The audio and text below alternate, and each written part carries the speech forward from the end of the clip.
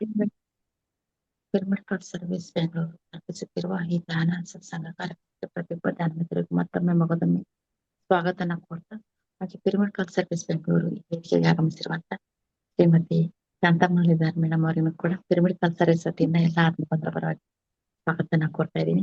ನಮಸ್ತೆ ಮೇಡಮ್, ಸ್ವಾಗತ ಸುಸ್ವಾಗತ. ನಮಸ್ತೆ. ಪ್ರಾರಂಭ ಮಾಡ್ಲಾ? ಓಕೆ, ನಾನು ಇಷ್ಟಕ್ಕೆ ಮುಂಚೆ ನಾ ಹೇಳಿದ್ನಲ್ಲ, ಹಿಮಾಲಯದ ಗುರುವಿನ ಗರಡಿಯಲ್ಲಿ ಅನ್ನೋ ಒಂದು ವಿಷಯದ ಮೇಲೆ ನಮ್ಗೆ ಆ ಜ್ಞಾನವನ್ನ ತಿಳಿಸ್ತಾ ಇದ್ದಾರೆ ಮತ್ತು ಈ ಮೊದಲನೆಯ ಒಂದು ಭಾಗ ಆ ಜ್ಞಾನವನ್ನ ತಿಳ್ಕೊಳ್ಳೋಣ ಅಂತ ಹೇಳ್ತಾ ಮತ್ತೊಮ್ಮೆ ಮಗದೊಮ್ಮೆ ಸ್ವಾಗತನ ಕೊಡ್ತಾ ಹೊರಟಿ ಮೇಡಮ್. Thank you. ಪಿತಾಮಹ ಪತ್ರಿಜಿ ಗುರುಗಳಿಗೆ, ಸ್ವರ್ಣಮಾಲಾ ಪತ್ರಿಜಿಯವರಿಗೆ ಮತ್ತು ನನ್ನ ಮಾತಾಪಿತೃಗಳ ಪಾದಾರವಿಂದಗಳಿಗೆ ವಂದಿಸಿ ಆಶೀರ್ವಾದ ಬೇಡುತ್ತಾ, ನಾನು ಶಾಂತಾ ಮುರಳೀಧರ್ ಬೆಂಗಳೂರಿನಿಂದ ಮಾತನಾಡ್ತಿದ್ದೇನೆ. ನನಗೆ ಇಲ್ಲಿ ಮಾತನಾಡಲು ಅವಕಾಶ ಮಾಡಿಕೊಟ್ಟ ಶ್ರೀಮತಿ ಅನಿತಾ ಪಿಂಡಿ ಮೇಡಮ್ ಅವರಿಗೆ ಮತ್ತಿಲ್ಲಿರುವ ಎಲ್ಲ ಧ್ಯಾನ ಬಂಧುಗಳಿಗೆ ವಂದಿಸ್ತಾ ಇದ್ದೇನೆ. ಇಂದಿನ ಸ್ವಾಧ್ಯಾಯನ ಮುಂದುವರ್ಸೋಣ. ಇವತ್ತಿನ ವಿಷಯ ಹಿಮಾಲಯ ಗುರುವಿನ ಗರಡಿಯಲ್ಲಿ ಅಂತ ಹೇಳಿ ಓರ್ವ ಯೋಗಿಯ ಕತೆ, ಆತ್ಮಕತೆ. ಇದು ಅವರೇ ಬರೆದಿರುವಂಥದ್ದು, ಶ್ರೀ ಎಂ ಎಂಬವರು ಬರೆದಿರುವಂಥದ್ದು. ಅವರ ಆತ್ಮಕಥೆಯನ್ನು ಅವರೇ ಬರೆದಿರೋದನ್ನ ಅದಕ್ಕೆ ಇಂಗ್ಲಿಷ್ ನಲ್ಲಿ ಅವರು ಬರೆದಿದ್ದಾರೆ. ಅದರ ಕನ್ನಡ ಅನುವಾದವನ್ನು ಮಾಡಿದವರು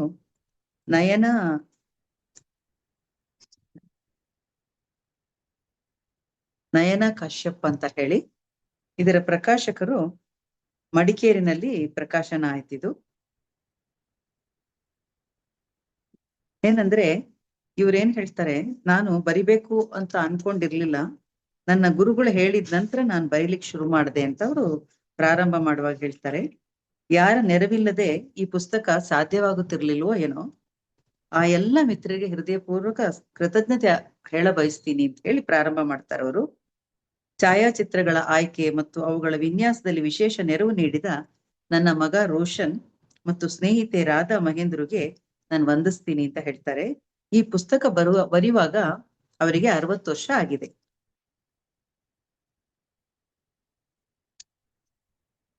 ಅಂದ್ರೆ ಇವ್ರು ಹೇಳ್ತಾರೆ, ಯಾಕೆ ನಾವು ಇವ್ರ ವಿಷಯವನ್ನ ಹೇಳ್ಬೇಕು ಅಂತ ಇಷ್ಟಪಟ್ಟೆ ಅಂತ ಹೇಳಿದ್ರೆ, ನಾವಿಷ್ಟರವರೆಗೂ ಆತ್ಮಜ್ಞಾನ ಹೊಂದಿದ, ಆತ್ಮ ಸಾಕ್ಷಾತ್ಕಾರ ಹೊಂದಿದಂತಹ ಹಲವಾರು ಪುಸ್ತಕಗಳನ್ನ ನಾವು ಓದಿದ್ದೇವೆ.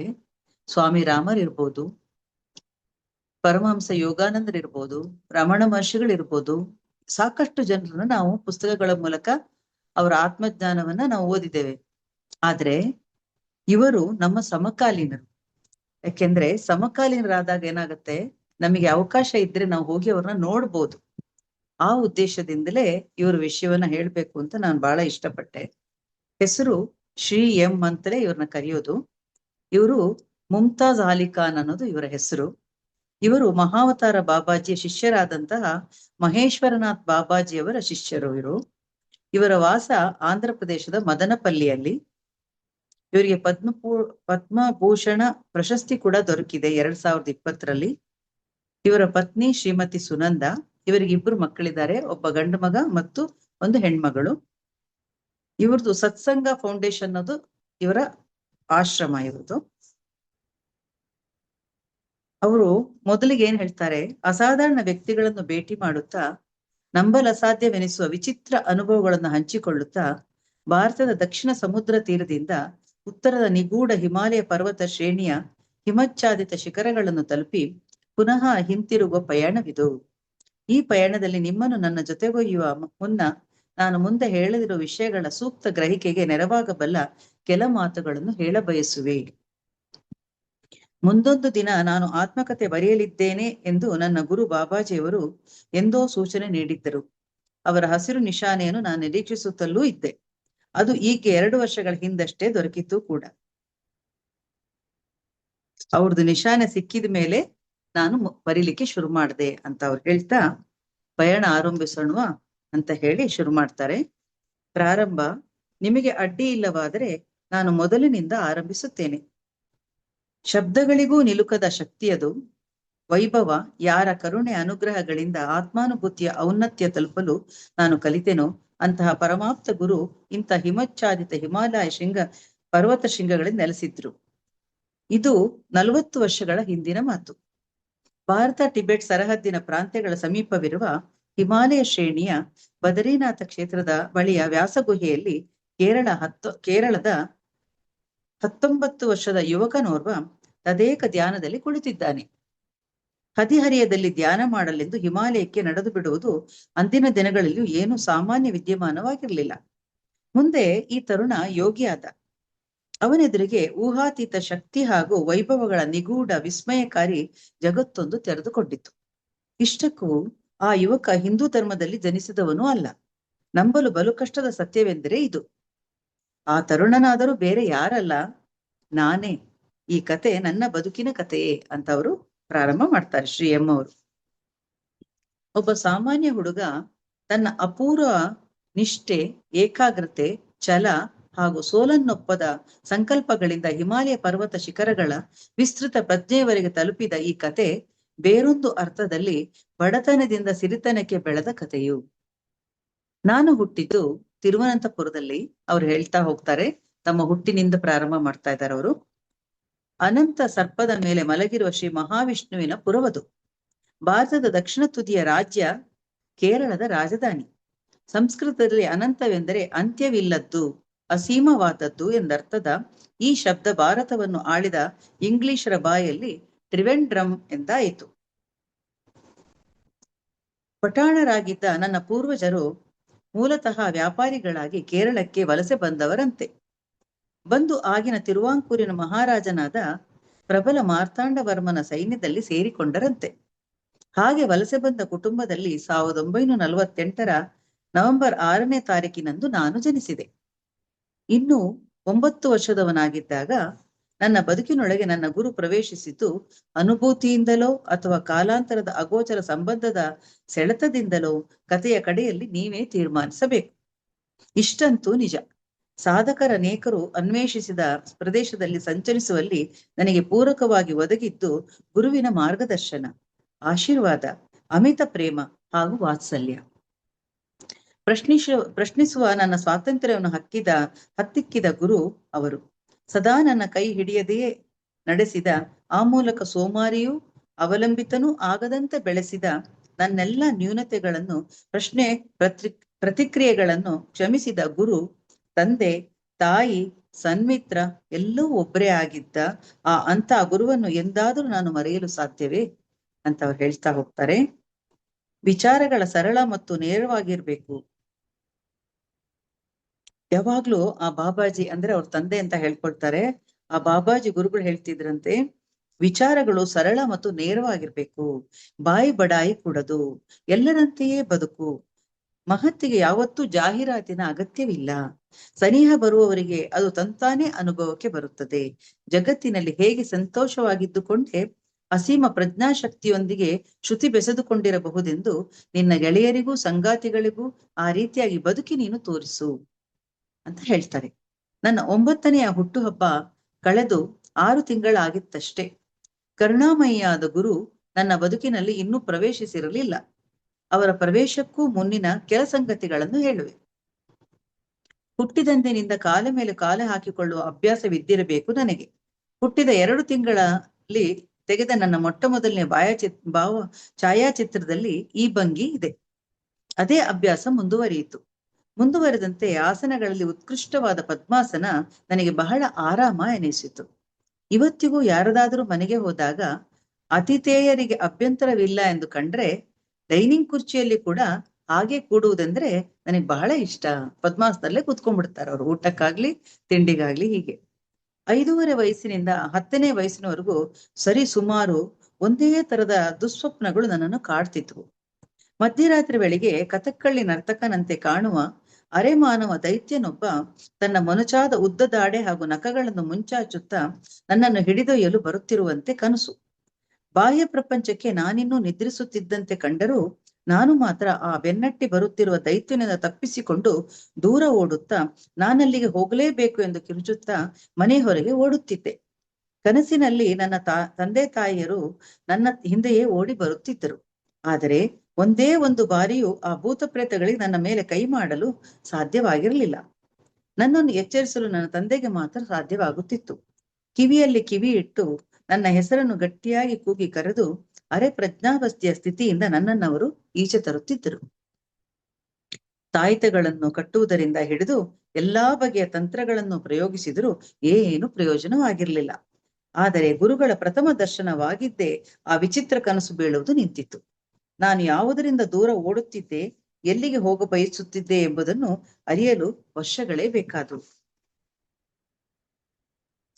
ಸೂಫಿ ಪಂಥದೊಂದಿಗೆ ಸಂಪರ್ಕವಿದ್ದ ನನ್ನ ತಾಯಿಯ ತಾಯಿ ನನಗೆ ಸೂಫಿ ಸಂತರ ಕಥೆಗಳನ್ನು ಹೇಳುತ್ತಿದ್ರು.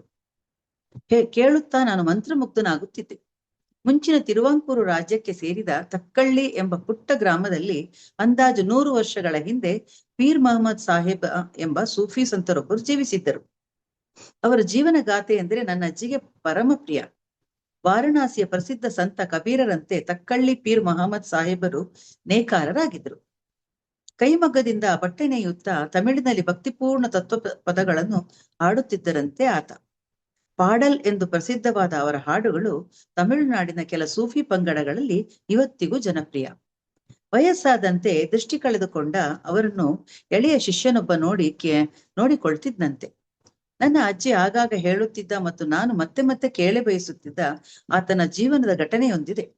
ದಕ್ಷಿಣ ಭಾರತದಲ್ಲಿ ಇಂಥ ಒಬ್ಬ ದೈವಿ ಪುರುಷ ಇರುವುದನ್ನು ತಿಳಿದ 2 ಧರ್ಮಬೀರು ಅರಬ್ ಡಾಕ್ಟರು ಇವರನ್ನು ಕಾಣಲು ಬಂದರಂತೆ. ತನ್ನ ಧಾರ್ಮಿಕ ಕರ್ತವ್ಯಗಳಲ್ಲಿ ಒಂದಾಗಿ ಪ್ರತಿಯೊಬ್ಬ ಆರೋಗ್ಯವಂತ ಮುಸಲ್ಮಾನನು ಕೈಗೊಳ್ಳಬೇಕಿದ್ದ ಮೆಕ್ಕಾ ಯಾತ್ರೆಗೆ ಒಲ್ಲೆ ಎನ್ನುವ ಒಂದು ಗುಣ ಬಿಟ್ಟರೆ ಈತನ ಇತರೆಲ್ಲ ಸಂಗತಿಗಳು ಅವರಿಗೆ ಪ್ರಿಯವಾದವು. ತಾನು ಕುರುಡನಾಗಿರುವುದರಿಂದ ಮೆಕ್ಕಾವರೆಗಿನ ಯಾತ್ರೆಯನ್ನು ಕೈಗೊಳ್ಳಲು ಅಶಕ್ತನಾಗಿರುವೆ. ಆದರೆ ಇದ್ದಲ್ಲಿಂದಲೇ ತಾನು ಯಾತ್ರೆ ಕೈಗೊಂಡಿರುವೆ. ಅಷ್ಟೇ ಅಲ್ಲ, ತಾನು ಇರುವಲ್ಲಿಯೇ ಮೆಕ್ಕಾ ಇದೆ ಎಂದು ತಕ್ಕಳ್ಳಿಯ ಈ ಸಂತ ಹೇಳ್ತಿದ್ರು. ಪೀರ್ ಸಾಹೇಬರನ್ನು ಕಾಣಲು ಬಂದಿದ್ದ ಅರಬರ ಮಟ್ಟಿಗೆ ಇದು ಧರ್ಮನಿಂದನೆ ಆಗಿತ್ತು. ಅವರ ಮಾತುಗಳನ್ನು ಮತಿಭ್ರಮಿತನೊಬ್ಬನ ಮರಳು ಮಾತುಗಳು ಅಂತ ವೈದ್ಯರು ತಿರಸ್ಕರಿಸಿದರು. ಉತ್ತರವಾಗಿ ಪೀರ್ ಸಾಹೇಬರು ತನ್ನ ಶಿಷ್ಯನಿಗೆ ಹೇಳಿ ನೀರಿರುವ ಒಂದು ಹಳೆಯ ಮಣ್ಣಿನ ಹೂಜಿಯನ್ನು ತರಿಸಿದರು. ಅರಬ್ ವೈದ್ಯರಿಗೆ ಅದರೊಳಗಿನ ನೀರಿನಲ್ಲಿ ಇಣುಕಿ ನೋಡಲು ತಿಳಿಸಿದರು. ಒಬ್ಬೊಬ್ಬರು ಆ ಹೂಜಿಯೊಳಗೆ ಇಣುಕಿ ನೋಡಿದರೆ ನೀರಿನ ಮೇಲೆ ಜನರು ಮೆಕ್ಕಾ ಯಾತ್ರೆಗೆ ಹೋಗುತ್ತಿದ್ದಾರೆ. ಅಷ್ಟೇ ಅಲ್ಲ, ಈ ಕುರುಡ ನೇಕಾರ ಸಂತರೊಡಗೂಡಿ ಸ್ವತಃ ತಾವು ಕಾಬಾಕ್ಕೆ ಪ್ರದಕ್ಷಿಣೆ ಬರುತ್ತಿದ್ದಾರೆ. ಕಂಡು ಅವರು ನಿಬ್ಬೆರಗಾದರು. ಕೂಡಲೇ ಪೀರ್ ಸಾಹೇಬರ ಕಾಲಿಗೆರಗಿ ಅವರ ಶಿಷ್ಯರಾದ್ರು. ಅಂದ್ರೆ ಎಂತ ಮಹಾತ್ಮರು ಅವಾಗೆಲ್ಲ ಇದ್ರು ತುಂಬಾ ಜನ ಅನ್ನೋದು ಇದರಲ್ಲಿ ನಮ್ಗೆ ಅರ್ಥ ಆಗ್ತಾ ಹೋಗುತ್ತೆ. 5 ರಿಂದ 9ನೇ ವರ್ಷ ವಯಸ್ಸಿನ ಅವಧಿಯಲ್ಲಿ ನನಗೆ ಹಿಂದೂ ಹಾಗೂ ಕ್ರೈಸ್ತ ಧರ್ಮಗಳ ಪರಿಚಯವಾಯಿತು. ಒಂದು ಧರ್ಮದ ಜನರು ಉಳಿದ ಧರ್ಮಗಳ ಬಗ್ಗೆ ಎಷ್ಟು ಪೂರ್ವಗ್ರಹ ಪೀಡಿತರಾಗಿರುತ್ತಾರೆ ಎಂಬುದರ ಬಗ್ಗೆ ಆ ವಯಸ್ಸಿನಲ್ಲೇ ನನಗೆ ಗಮನಕ್ಕೆ ಬಂತು. ಯಾಕೆಂದ್ರೆ ಉದಾಹರಣೆಗೆ ಮುಸಲ್ಮಾನ ಸಂತರ ಬಗ್ಗೆ ಮಾತನಾಡುವಾಗ ಭಾವಪರಾಕಾಷ್ಠೆಗೆ ಒಳಗಾಗುತ್ತಿದ್ದ ನನ್ನ ಅಜ್ಜಿಗೆ ಹಿಂದೂ ಧರ್ಮ ಮತ್ತು ಹಿಂದೂ ದೇವರನ್ನು ಕಂಡರಾಗ್ತಿರ್ಲಿಲ್ಲ. ನಮ್ಮ ನೆರೆಯಲ್ಲಿದ್ದ ಹಿಂದೂ ಮನೆಗಳಲ್ಲಿ ಏನನ್ನೂ ತಿನ್ನಕೂಡದೆಂದು ಆಕೆ ನನ್ನನ್ನು ಎಚ್ಚರಿಸಿದ್ದರು. ಕಾರಣ ಇಷ್ಟೇ, ಅದು ಆಕೆ ಅಪವಿತ್ರವೆಂದು ನಂಬಿದ್ದ ಹಿಂದೂ ದೇವತೆಗಳಿಗೆ ಮಾಡಿದ ನೈವೇದ್ಯ ಇರಬಹುದು ಅಂತ. ಹಿಂದೂಗಳನ್ನು ಮೂರ್ತಿ ಪೂಜಕರೆಂದು ಆಗಾಗ ಹಳೆಯುತ್ತಿದ್ದ ಆಕೆಯ ಪ್ರಕಾರ ಮಾನವ ಇತಿಹಾಸದಲ್ಲಿನ ಬಲುದೊಡ್ಡ ಪುಣ್ಯದ ಸಂಗತಿ ಎಂದರೆ ಇಸ್ಲಾಂ ಧರ್ಮ ಜನ್ಮ ತಳೆದಿತ್ತು ಅನ್ನೋಂತ ಅವರ ಒಂದು ಭ್ರಮೆಯಲ್ಲಿ ಇರುವಂತಹ ಒಂದು ಅಜ್ಜಿ. ಅಂದ್ರೆ ಅವರ ಜಾತಿ, ಅವ್ರ ಪಂಗಡ ಅದು ತುಂಬಾ ಒಳ್ಳೇದು, ಶ್ರೇಷ್ಠ ಅಂತ ಅವರ ಭಾವನೆ. ಒಂದು ನಿರ್ದಿಷ್ಟ ಪಂಥದ ಕ್ರೈಸ್ತ ಸನ್ಯಾಸಿಯರು ನಡೆಸುತ್ತಿದ್ದ ಮೇಲ್ವರ್ಗದ ಆಂಗ್ಲ ಮಾಧ್ಯಮ ಶಾಲೆಗೆ ನನ್ನನ್ನು ಸೇರಿಸಿದರು. ಅಲ್ಲಿ ಚಾಪಲ್ ಹಾಗೂ ಮಾತೆ ಮೇರಿಯ ಗುಡಿಗಳನ್ನು ದಾಟಿ ಹೋಗುವಾಗಲೆಲ್ಲ ನಮ್ಮ ಎದೆಯ ಮೇಲೆ ಶಿಲುಬೆ ಬರೆಯುವಂತೆ ನಮ್ಮನ್ನು ಒತ್ತಾಯಿಸದಿದ್ದರೂ ಪ್ರೋತ್ಸಾಹಿಸುತ್ತಿದ್ದರು. ಅಂದ್ರೆ ಎಲ್ಲರೂ ಕೂಡ ಅವರವರ ಪಂಗಡಗಳಲ್ಲಿ ಅವರವರ ಜಾತಿಗೆ ಸರಿಯಾಗಿ ಅವರು ಪೂಜಿಸ್ತಾರೆ. ಜೊತೆಗೆ ಅನೇಕ ಕ್ರೈಸ್ತ ಸ್ತೋತ್ರಗಳನ್ನು ಹೇಳಿಕೊಡ್ತಿದ್ರು. ಶಾಲೆಯ ಒಳಗೋಡೆಯ ಮೇಲೆ ಶಿಲುಬೆಗೇರಿದ ಯೇಸು ಕ್ರಿಸ್ತನ ಚಿತ್ರದ ಕರುಣಾಪೂರ್ಣ ಮುಖ ನನ್ನನ್ನು ಸೆಳೆಯುತ್ತಿತ್ತು. ಅಲ್ಲಿನ ಸನ್ಯಾಸಿಯೊಬ್ಬರು ಮುಸಲ್ಮಾನರೆಲ್ಲ ಸೂರ್ಯೋಪಾಸಕರು ಮತ್ತು ಹಿಂದೂಗಳು ಭೂತಾರಾಧಕರು ಎಂದು ಹೇಳಿಕೊಡುವುದನ್ನು ಕೇಳಿ ಅಚ್ಚರಿ ಪಡುತ್ತಿದ್ದೆ ನಾನು. ನಮ್ಮ ನೆರೆಯವರೆಲ್ಲ ಹಿಂದೂಗಳಾಗಿದ್ರು. ಅಂದ ಹಾಗೆ ನಮ್ಮ ಮನೆಯ ಅವರಲ್ಲಿಗೆ ಹೋದಾಗಲೆಲ್ಲ ಅವರು ಪೂಜಿಸುತ್ತಿದ್ದ ಹಲವಾರು ದೇವತೆಗಳನ್ನು ಕಂಡು ಆಕರ್ಷಿತನಾಗುತ್ತಿದ್ದೆ. ಸಂಪ್ರದಾಯಸ್ಥ ಬ್ರಾಹ್ಮಣ ಕುಟುಂಬದವರ ಮಹಿಳೆ ನನ್ನ ಬಗ್ಗೆ ತೋರಿಸಿದ ವಿಶೇಷ ಅಕ್ಕರೆ ಕಂಡು ಯಾವಾಗಲೂ ನನಗೆ ಅಚ್ಚರಿ ಆಗ್ತಿತ್ತು. ಒಂದು ಕಡೆ ನನ್ನ ಅಜ್ಜಿ ಅವರ ಮನೆಗಳಲ್ಲೆಲ್ಲ ಏನನ್ನು ತಿನ್ನಬಾರದು ಎಂದು ತಾಕೀತು ಮಾಡುತ್ತಿದ್ದರೆ, ಇನ್ನೊಂದು ಕಡೆ ಆ ಮಹಿಳೆ ನನಗೆ ತಿನ್ನಲು ಸಿಹಿ ತಿಂಡಿ ನೀಡಿ ಸಂತೋಷ ಪಡುತ್ತಿದ್ದರು. ಬಾಳೆ ಎಲೆ ಮೇಲೆ ಬಡಿಸಿದ ಇಡ್ಲಿ ಸಾಂಬಾರು ಅಥವಾ ಸಾಂಪ್ರದಾಯಿಕ ಮಲಯಾಳಿಗಳ ಸಸ್ಯಾಹಾರವನ್ನು ಬಲು ಇಷ್ಟಪಟ್ಟು ತಿನ್ನುತ್ತಿದ್ದೆ ನಾನು. ಅದುವರೆಗೆ ನಮ್ಮ ನೆರೆಮನೆಗಳ ಪುಟ್ಟ ದೇವರ ಕೋಣೆಗಳಲ್ಲಿ ಪೂಜೆಗೊಳ್ಳುವ ದೇವದೇವಿಯರ ಮೂರ್ತಿಗಳನ್ನು, ಚಿತ್ರಗಳನ್ನು ಕಂಡಿದ್ದೇನಾದರೂ ಮೊಟ್ಟ ಮೊದಲಿಗೆ ಹಿಂದೂ ಧರ್ಮದ ಭಕ್ತಿ ಆಚರಣೆಗಳ ಪರಿಚಯ ನನಗಾಗಿದ್ದು ಒಂದು ಭಾನುವಾರ. ಅಂದು ಮುಂಜಾನೆ ಭಜನೆಯ ಗುಂಪೊಂದು ಅನಿರೀಕ್ಷಿತವಾಗಿ ನಮ್ಮ ಮನೆಯ ಮುಂದೆ ಹಾದು ಹೋಗುತ್ತಿತ್ತು. ಅವಾಗ ಇವ್ರೇನ್ ಮಾಡ್ತಾರೆ, ಅದೇನು ಅಂತ ನೋಡ್ಲಿಕ್ಕೆ ಅಂತ ಹೊರಗಡೆ ಬಂದು ನೋಡ್ತಾರೆ. ಅಲ್ಲಿ ಗೌರವರ್ಣದ ಬಟ್ಟೆಗಳನ್ನ ತೊಟ್ಟ ಒಂದು 3 ಜನ ಪಂಚೆ ಉಟ್ಕೊಂಡು ತಾಳ ಹಾಕೊಂಡು ಹೋಗ್ತಾ ಇರ್ತಾರೆ. ಅವ್ರ ಜೊತೆಗೆ ಒಬ್ಬಾತ ಮಾತ್ರ ಕಾಷಾಯ ವರ್ಣದ ಕೌಪಿನ ಮಾತ್ರ ಧರಿಸಿದ್ದ ಒಬ್ಬ ಬರೀ ಮೈಯಲ್ಲಿದ್ರು. ಕೌಪಿನ ಒಂದು ಧರಿಸಿದ್ರು. 4 ಮಂದಿ ಬರಿಗಾಲಲ್ಲಿ ನಡೆಯುತ್ತಿದ್ರು. ಒಬ್ಬರು ಕಣ್ಮುಚ್ಚಿ ಕೊರಳಲ್ಲಿ ತೂಗುತ್ತಿದ್ದ ಮೃದಂಗವನ್ನು ನುಡಿಸ್ತಾ ನಡುವೆ ಹರ್ಷೋನ್ಮಾದದಿಂದ ನಗುತ್ತಿದ್ರು. ಇನ್ನೊಬ್ರು ಹಿತ್ತಾಳೆ ಸಣ್ಣ ತಾಳ ತಟ್ಟುತ್ತಾ ತಲೆಯನ್ನು ಆಚೆಗೊಮ್ಮೆ ಈಚೆಗೊಮ್ಮೆ ತುಯ್ಯುತ್ತಿದ್ದರು. 3ನೇವರು ಮನೆಗೆ ಹೋಗಿ ಮಂದಿ ಗೌರವದಿಂದ ನೀಡುತ್ತಿದ್ದ ಹಣ್ಣು, ತರಕಾರಿ, ಅಕ್ಕಿ ಮತ್ತು ಕೆಲವೊಮ್ಮೆ ಹಣ ಇವನ್ನು ಸಂಗ್ರಹಿಸುತ್ತಿದ್ರು. ಎತ್ತರದ ಸ್ಫುರದ್ರೂಪಿ ಗಡ್ಡಧಾರಿ 4ನೆಯ ವ್ಯಕ್ತಿ ಆ ಗುಂಪಿನ ನೇತಾರರಂತೆ ಕಾಣುತ್ತಿದ್ರು. ಮೃದಂಗ ತಾಳಗಳ ಸುಮಧುರ ಲಯಕ್ಕೆ ಸರಿಯಾಗಿ ಹರೇ ರಾಮ ಎಂದು ಹಾಡಿ ಕುಣಿಯುತ್ತಿದ್ದ ಅವರ ಮುಚ್ಚಿದೆವೆಗಳಿಂದ ಕಂಬನಿ ಹರಿದು ಕೆನ್ನೆಯ ಮೇಲೆ ಇಳಿಯುತ್ತಿದ್ದಿತು. ಒಂದು ಬಗೆಯ ಅರೆಪ್ರಜ್ಞಾವಸ್ಥೆಯಲ್ಲಿ ಇದ್ದರು ಅವರು. ನಮ್ಮ ಕೆಲ ನೆರೆಹೊರೆಯವರು ಹೋಗಿ ಅವರ ಕಾಲಿಗೆ ಎರಗುತ್ತಿದ್ದುದನ್ನು ಕಂಡೆ. ವಿಚಿತ್ರ ಸಂತೋಷ ನನ್ನೆದೆಯನ್ನು ತುಂಬಿಕೊಂಡಂತಾಗಿ ನಾನು ನಗತೊಡಗಿದೆ. ಒಳಗೋಡಿ ಹೋಗಿ ಒಂದು ನಾಣ್ಯವನ್ನು ಹುಡುಕಿ ತಂದು ಮನೆಗಳು ನೀಡುತ್ತಿದ್ದ ಸಾಮಗ್ರಿಯನ್ನು, ದುಡ್ಡನ್ನು ಸಂಗ್ರಹಿಸುತ್ತಿದ್ದ ವ್ಯಕ್ತಿಯ ಜೋಳಿಗೆ ಒಳಗೆ ಹಾಕ್ಬಿಟ್ಟೆ. ಅಜ್ಜಿಗೆ ಇದು ಇಷ್ಟ ಆಗ್ಲಿಲ್ಲ. ಆದ್ರೆ ನಾನು ಅಜ್ಜಿ ಬೈತಾರೆ, ಅಜ್ಜಿ ಕರಿತಾ ಇದ್ದಾರೆ ಅಂತ ಹೇಳಿ ಓಡ್ ಹೋಗ್ಬೇಕಾದ್ರೆ ಆಕಸ್ಮಿಕವಾಗಿ ಒಂದ್ಸತಿ ನಾನು ಅವ್ರನ್ನ ನೋಡ್ಬಿಡ್ತೀನಿ ಅಂತ ಹಿಂದೆ ತಿರುಗಿ ಅವ್ರು ನೋಡ್ತಾರೆ. ನಾನು ಮನೆಯೊಳಗೆ ಹೆಜ್ಜೆ ಇಡುವ ಮುನ್ನ ಕೆಲಗಳಿಗೆ ಅವರ ದೃಷ್ಟಿಗಳು ಒಂದಾದವು. ಗುಂಪು ಮುಂದಕ್ಕೆ ಸಾಗಿತು. ಕ್ರಮೇಣ ಅವರ ಸಂಗೀತವು ಕ್ಷೀಣಿಸುತ್ತಾ ಒಂದು ಬಗೆಯ ವಿಲಕ್ಷಣ ಮೌನ ಆವರಿಸಿತು. ಬಹಳ ಹೊತ್ತು ಅಜ್ಜಿಗೆ ಇವರು ನಾಣ್ಯ ಹಾಕಿದ್ದು ಇಷ್ಟ ಆಗದೆ ಇರೋದ್ರಿಂದ ಬಹಳ ಹೊತ್ತು ಧರ್ಮದ ಕುರಿತು ಬುದ್ಧಿ ಮಾತುಗಳನ್ನು ಹೇಳ್ತಲೇ ಇದ್ಲವಳು. ಅಂದು ನಾನು ಕಂಡದ್ದು ನಮ್ಮ ಮನೆಯಿಂದ ಬಹಳ ದೂರವೇನೂ ಇಲ್ಲದ ಆಶ್ರಮವೊಂದರಲ್ಲಿ ವಾಸಿಸುತ್ತಿದ್ದ ಸ್ವಾಮಿ ಅಭೇದಾನಂದರನ್ನು. ಹಾಗೆಂದು ನನಗೆ ತಿಳಿದದ್ದು ಮಾತ್ರ ಬಹಳ ವರ್ಷಗಳ ಮೇಲೆ. ಕಾಲೇಜು ವಿದ್ಯಾರ್ಥಿಯಾಗಿದ್ದಾಗ ಅವರನ್ನು ಭೇಟಿ ಮಾಡುವ ಹಲವು ಮಧುರ ಸಂದರ್ಭಗಳು ನನಗೆ ಒದಗಿ ಬಂದಿದ್ದವು.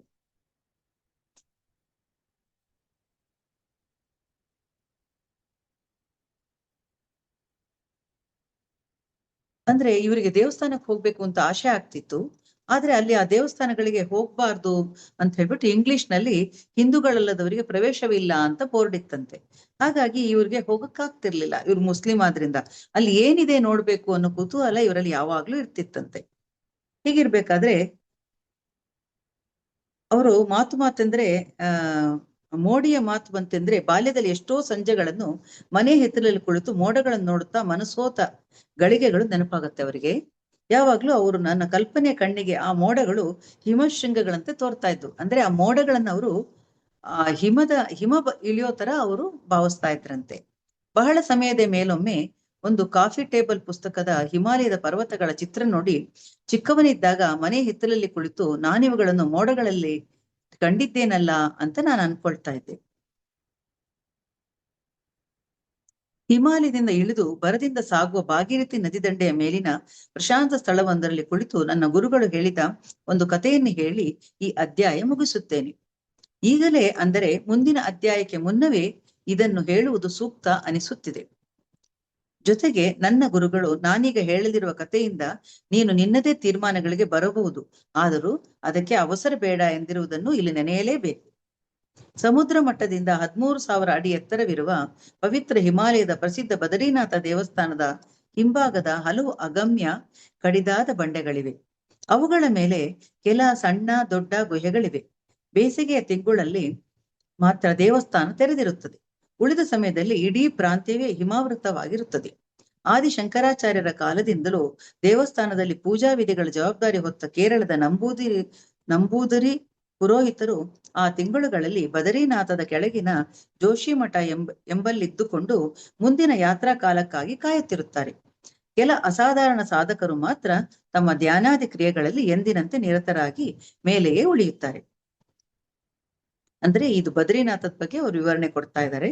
ಸುಮಾರು 100 ವರ್ಷಗಳ ಹಿಂದೆ ಇಂಥ ಒಬ್ಬ ಯೋಗಿ ಒಂದು ಗುಹೆಯಲ್ಲಿ ಕುಳಿತು ಆತ್ಮಧ್ಯಾನದಲ್ಲಿ ತಲ್ಲೀನನಾಗಿದ್ದ. ಅಂದ್ರೆ ತುಂಬಾ ಜನ ಕೆಳಗೆ ಹೊರಟೋಗ್ತಾರೆ, ಆದ್ರೆ ಕೆಲವೊಂದು ಸಾಧಕರು ಆ ಹಿಮದಲ್ಲೇ ಕೂತ್ಕೊಂಡು ಧ್ಯಾನ ಮಾಡ್ತಿರ್ತಾರೆ. ಸ್ಫುರದ್ರೂಪಿ ಯುವಕನಾತ. ಕಣ್ಮುಚ್ಚಿ ಕುಳಿತ ಆತನ ಅಂತರಂಗ ಸಾಂಗತ್ಯದ ಆನಂದ ಮಂದಸ್ಮಿತ ಮುಖದಲ್ಲಿ ಸೂಸುತ್ತಿತ್ತು. ವಾರಣಾಸಿಯಲ್ಲಿ ನೆಲೆಸಿದ್ದ ವೇದಾಧ್ಯಯನ ಪಾಂಡಿತ್ಯ ಪರಿಣಿತರ ಪ್ರತಿಷ್ಠಿತ ಕುಟುಂಬದಿಂದ ಬಂದ ಈ ಯುವ ಯೋಗಿಯ ವಯಸ್ಸು ಆಗ ಕೇವಲ 19. ಆತನ ಪೂರ್ವಜರು 100 ವರ್ಷಗಳಿಂದ ತನ್ನ ತರುಣ ದೇಹವನ್ನು ಇಂದಿನವರೆಗೂ ಕಾಪಾಡಿಕೊಂಡು ಬಂದಿರುವರೆಂಬ ಐತಿಹ್ಯವುಳ್ಳ ಯೋಗಿ ಶ್ರೀ ಗುರು ಬಾಬಾಜಿ ಅವರ ಶಿಷ್ಯರಾಗಿದ್ದರಂತೆ. ಆ ಯೋಗಿ ಗುರು ಬಾಬಾಜಿ ಇದಾರಲ್ಲ, ಮಹಾವತಾರ್ ಬಾಬಾಜಿ ಅವರ ಶಿಷ್ಯರಾಗಿದ್ದರಂತೆ. ಆತನ ತಂದೆ ಸ್ವತಃ ಬಾಬಾಜಿ ಶಿಷ್ಯರಾಗಿದ್ದರಂತೆ. ಮಗ ಇನ್ನೂ 9 ವರ್ಷದವನಿರುವಾಗಲೇ ಅವನನ್ನು ಆ ಮಹಾನ್ ಯೋಗಿಯ ಕೈಯಲ್ಲಿಟ್ಟಿದ್ದರಂತೆ. ಅನಿಕೇತನರಾಗಿದ್ದ ತನ್ನ ಗುರುವಿನ ಜೊತೆ ಬಾಲಕ ಹಿಮಾಲಯದ ಉದ್ದಗಲ ಅಲೆದಾಡಿದ್ದ.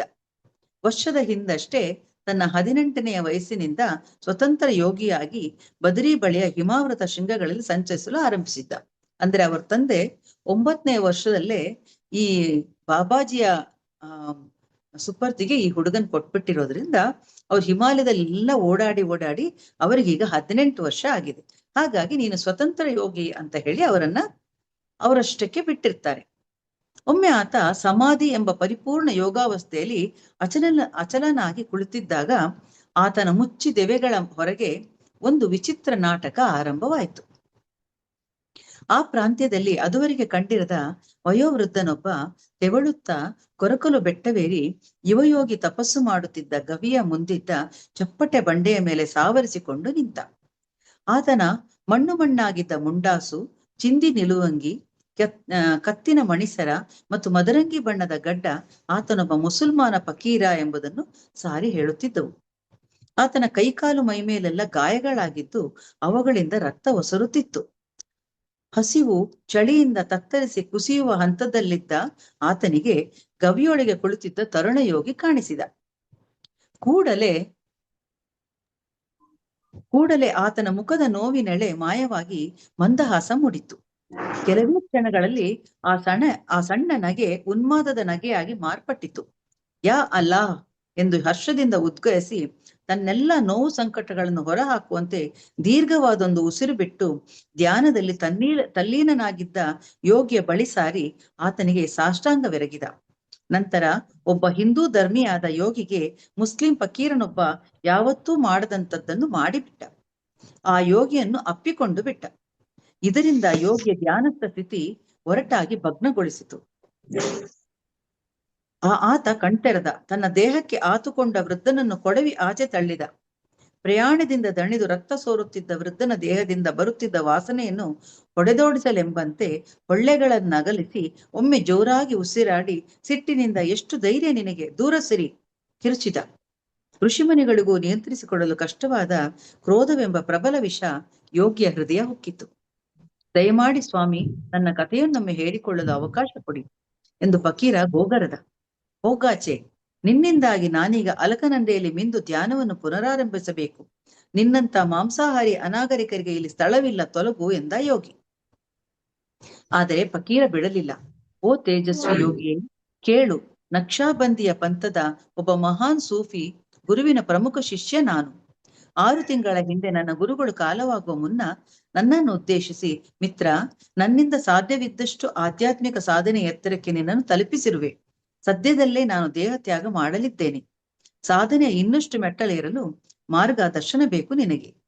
ಅದನ್ನು ನೀಡಲು ಪ್ರಸ್ತುತ ಯಾವ ಸೂಫಿ ಗುರುವು ಮನಸ್ಸು ಮಾಡುತ್ತಿಲ್ಲ. ಚಿಂತಿಸದಿರು. ಹಿಮಾಲಯದ ಬದರಿ ಪ್ರಾಂತದಲ್ಲಿ ಒಬ್ಬ ಯುವ ಯೋಗಿ ಇದ್ದಾನೆ. ಅವನನ್ನು ಅರಸಿ ಹೋಗು. ಅವನಿಂದ ಮಾರ್ಗದರ್ಶನ ಸಹಾಯ ಕೋರು ಎಂದಿದ್ದರು. ಅವರು ಪ್ರಸ್ತಾಪಿಸಿದ ಯೋಗಿ ನೀನೇ. ನೀನೊಬ್ಬನೇ ನನ್ನನ್ನು ಉಳಿಸಬಲ್ಲೆ. ನೀನು ಸಿಗುವ ಮುನ್ನ ಈ 2 ತಿಂಗಳಲ್ಲಿ ನಾನದೆಷ್ಟು ಪಾಡುಪಟ್ಟಿದ್ದೇನೋ. ಈ ಕಡು ಬಳಲಿಕೆಯಿಂದ ಯಾವುದೇ ಕ್ಷಣದಲ್ಲಿ ನಾನು ಸತ್ತು ಬಿಡಬಹುದು. ಅದಕ್ಕೆ ಮುನ್ನ ಒಮ್ಮೆ ನನ್ನನ್ನು ನಿನ್ನ ಶಿಷ್ಯನನ್ನಾಗಿ ಸ್ವೀಕರಿಸು. ನನ್ನ ಆತ್ಮ ನೆಮ್ಮದಿಯಿಂದ ನಿರ್ಗಮಿಸುತ್ತದೆ. ದಯಮಾಡಿ ನಿನ್ನನ್ನು ಬೇಡಿಕೊಳ್ಳುತ್ತೇನೆ ಅಂತ ಹೇಳಿ ಅವೃದ್ಧ ಆ ಯೋಗಿಯನ್ನ ಕೇಳ್ತಾನೆ. 18 ವರ್ಷದ ಯೋಗಿಯನ್ನ ಅವೃದ್ಧ ಕೇಳ್ಕೊಳ್ತಾನೆ. ನಿನ್ನ ಗುರುವಿನ ಕುರಿತಾಗಲಿ ನೀನು ಸೂಫಿ ಎಂದು ಕರೆಯುವವರ ಬಗ್ಗೆ ಆಗಲಿ ನನಗೇನು ತಿಳಿಯದು. ಆ ಕುರಿತು ಯಾವ ಸೂಚನೆಗಳು ನನಗೆ ಬಂದಿಲ್ಲ. ಅಲ್ಲದೆ ನಾನು ಶಿಷ್ಯರನ್ನು ಸ್ವೀಕರಿಸುವುದಿಲ್ಲ. ಈಗ ದಾರಿ ಬಿಡು. ಅಲಕನಂದೆಯಲ್ಲಿ ಮಿಂದು ಧ್ಯಾನ ಮುಂದುವರಿಸಲು ನನಗೆ ವಿಳಂಬವಾಗುತ್ತಿದೆ. ನಿನ್ನಿಂದಾಗಿ ನನ್ನ ಧ್ಯಾನಕ್ಕೆ ಅಡಚಣೆಯಾಯಿತು. ಬಿಡುದಾರಿ ಎಂದ ಯೋಗಿ. ಓ ಮಹಾನ್ ಯೋಗಿಯೇ, ಸರಿ, ಹಾಗಾದರೆ ಇದೇ ನಿನ್ನ ಕಡೆಯ ಮಾತಾದರೆ ನನಗಿನ್ನು ಬದುಕುವ ಇಚ್ಛೆಯೇ ಉಳಿದಿಲ್ಲ. ಜೀವನದಲ್ಲಿ ನನಗಿದ್ದ ಈ ಒಂದೇ ಒಂದು ಕನಸು ಫಲಿಸದೆ ಹೋಯಿತೆಂದ ಮೇಲೆ ನಾನು ನದಿಗೆ ಹಾರಿ ಪ್ರಾಣತ್ಯಾಗ ಮಾಡುತ್ತೇನೆ. ಬ್ರಹ್ಮಾಂಡದ ಪರಮ ಪುರುಷನೇ ನನಗೆ ದಾರಿ ತೋರಬೇಕಷ್ಟೇ ಎಂದ ಫಕೀರ. ಫಕೀರನ ಮಾತಿಗೆ ಜಗ್ಗಲಿಲ್ಲ ಯೋಗಿ. ದೃಢವಾಗಿ ನುಡಿದ, ಬೇಕಾದ್ದು ಮಾಡಿಕೊ, ನಾನು ಮಾತ್ರ ನಿನಗೆ ಯಾವ ಸಹಾಯವನ್ನು ಮಾಡಲಾರೆ. ನನಗೆ ಬಂದಿರೋ ಕೋಪದಲ್ಲಿ ನಾನು ನಿನ್ನನ್ನು ಶಪಿಸಲಿಲ್ಲವಲ್ಲ. ನಿನ್ನ ಪುಣ್ಯ. ನೀನು ನಿನ್ನ ದಾರಿಯಲ್ಲಿ ಹೋಗು, ನಾನು ನನ್ನ ದಾರಿ ಹಿಡಿಯುತ್ತೇನೆ. ಯೋಗಿಯ ಪಾದಗಳಿಗೆ ಎರಗಿದ ಫಕೀರ ಅಶ್ರುಪೂರ್ಣ ನೇತ್ರಗಳಿಂದ ಅವನಿಗೆ ವಿದಾಯ ಹೇಳಿ ಹಲವಾರು ಅಡಿಗಳ ಆಳದಲ್ಲಿ ಹರಿಯುತ್ತಿದ್ದ ನದಿಯ ದಿಕ್ಕಿಗೆ ನಡೆಯತೊಡಗಿದ. ಪರಮಾತ್ಮನಿಂದ ಸೂಕ್ತ ಮಾರ್ಗದರ್ಶನಕ್ಕಾಗಿ ಪ್ರಾರ್ಥಿಸುತ್ತಲೇ ಸುಳಿಸುಳಿಯಾಗಿ ಹರಿಯುತ್ತಿದ್ದ ನದಿಗೆ ಧುಮುಕಿ ಆತ್ಮಾರ್ಪಣೆ ಮಾಡಿಕೊಂಡ. ತಾನು ಮಾಡಿದ್ದು ಸರಿ ಎಂಬ ಆತ್ಮವಿಶ್ವಾಸದಿಂದಾಗಿ ಮನದಲ್ಲಿ ಕಿಂಚಿತ್ತೂ ಪಶ್ಚಾತ್ತಾಪ ಪಡೆದ ಯುವ ಯೋಗಿ ನದಿ ತಟದಲ್ಲಿನ ಒಂದು ಸುಂದರ ತಾಣಕ್ಕೆ ಇಳಿದು ಶುದ್ಧೀಕರಣ ಮಂತ್ರಗಳನ್ನು ಪಠಿಸುತ್ತಾ ಮೈ ಕೊರೆಯುವ ನೀರಿನಲ್ಲಿ ಮುಳುಗು ಹಾಕಿದ. ನೀರಿನಿಂದ ಹೊರಬಂದು ಮೈ ಒರೆಸಿಕೊಂಡು ಬಳಿಯ ಬಂಡೆಯೊಂದರ ಮೇಲೆ ಕುಳಿತು ತನ್ನ ಮೈಮನಗಳನ್ನು ತೊಳೆದ ಪವಿತ್ರ ನದಿಗೆ ಕೃತಜ್ಞತೆ ಹೇಳಿ ಇನ್ನೇನು ಗುಹೆಯೊಳಗೆ ಏರಿ ಹೋಗಬೇಕು. ಅಷ್ಟರಲ್ಲಿ ತನ್ನ ಗುರುವಿನ ಪರಿಚಿತ ಮಧುರ ದನಿ ಮಧು ಅಂತ ಇವರನ್ನ ಕರೆಯುತ್ತೆ. ಕೊರಕಲು ಕಲ್ಲೊಂದರ ಹಿಂದಿನಿಂದ ಆತನ ಗುರು ಬಾಬಾಜಿ ಕಾಣಿಸಿಕೊಂಡರು. ಅವರ ಪ್ರಜ್ವಲಿಸುವ ಉಪಸ್ಥಿತಿ ಒಮ್ಮೆಗೆ ಸಂಜೆಯ ನಸುಗತ್ತಲನ್ನು ಪ್ರಕಾಶಮಾನಗೊಳಿಸಿತು. ಗೌರವರ್ಣದ ಉನ್ನತ ಕಾಯದ ಕೆಂಬಣ್ಣದ ನೀಳಗೂದಲಿನ ಬೋಳುಮುಖದ ಬಾಬಾಜಿ ಇನ್ನೂ ಸುಮಾರು 16 ವರ್ಷದವರಂತೆ ಕಾಣುತ್ತಿದ್ದರು. ಸೊಂಟಕ್ಕೆ ಸುತ್ತಿಕೊಂಡ ಒಂದು ತುಂಡು ಬಟ್ಟೆ ಮಾತ್ರದ ನಿರಾಡಂಬರದ ಕಟ್ಟುಮಸ್ತು ದೇಹ, ಮನೋಹರ ಘನತೆವೆತ್ತ ಬರಿಗಾಲ ನಡಿಗೆ. ಗುರುವಿನ ವಿಶಾಲ ಧ್ಯಾನಸ್ಥ ದೃಷ್ಟಿ ಯುವ ಶಿಷ್ಯ ಮಧುವಿನತ್ತ ಹೊರಳಿತು. ಮೃದುವಾಗಿ, ಎಂಥ ಘೋರ ಕೆಲಸ ಮಾಡಿಬಿಟ್ಟೆಯಲ್ಲ ಹುಡುಗ. ಗುರುವಾಕ್ಯ ಕೇಳುತ್ತಲೂ ಕೆಲವೇ ನಿಮಿಷಗಳ ಹಿಂದೆ ತಾನು ಎಸಗಿದ ಕೃತ್ಯದ ಗಾಂಭೀರ್ಯ ಅರೆಕ್ಷಣದಲ್ಲಿ ಯುವಕನಿಗೆ ಮಿಂಚು ಹೊಡೆದಂತೆ ಹೊಳೆಯಿತು. ಪಶ್ಚಾತ್ತಾಪದ ಕಣ್ಣೀರು ಕಟ್ಟೆಯೊಡೆಯಿತು. ಮಾತು ಮೂಕವಾಯಿತು. ಗುರುವಿನ ಪಾದಗಳಿಗೆ ಎರಗುವ ಮುನ್ನ ಬಾಬಾಜಿ ಎಂದಷ್ಟೇ ನುಡಿಯಲು ಆತನಿಗೆ ಸಾಧ್ಯವಾಯಿತು. ಸಾವರಿಸಿಕೊ ಮಗು, ಬಾ, ನಿನ್ನ ಗವಿಗೆ ಹೋಗೋಣ. ಇಬ್ಬರು ತ್ವರೆಯಿಂದ ಮೇಲೆ ಹತ್ತಿ ಗವಿ ತಲುಪಿ ಒಬ್ಬರಿಗೊಬ್ಬರು ಮುಖಾಮುಖಿಯಾಗಿ ಕುಳಿತರು. ಮಾತನಾಡುವ ಮುನ್ನ ಯಾವತ್ತೂ ಏನೋ ಹೇಳಲಿದ್ದೀಯೇ, ಯಾರಿಗೆ ಮತ್ತು ಯಾವ ಸಂದರ್ಭದಲ್ಲಿ ಎಂಬುದರ ಬಗ್ಗೆ ಯೋಚಿಸಿ ಮಾತನಾಡಬೇಕು ಎಂದು ಸದಾ ಹೇಳುತ್ತಿರುತ್ತೇನಲ್ಲ ನಿನಗೆ.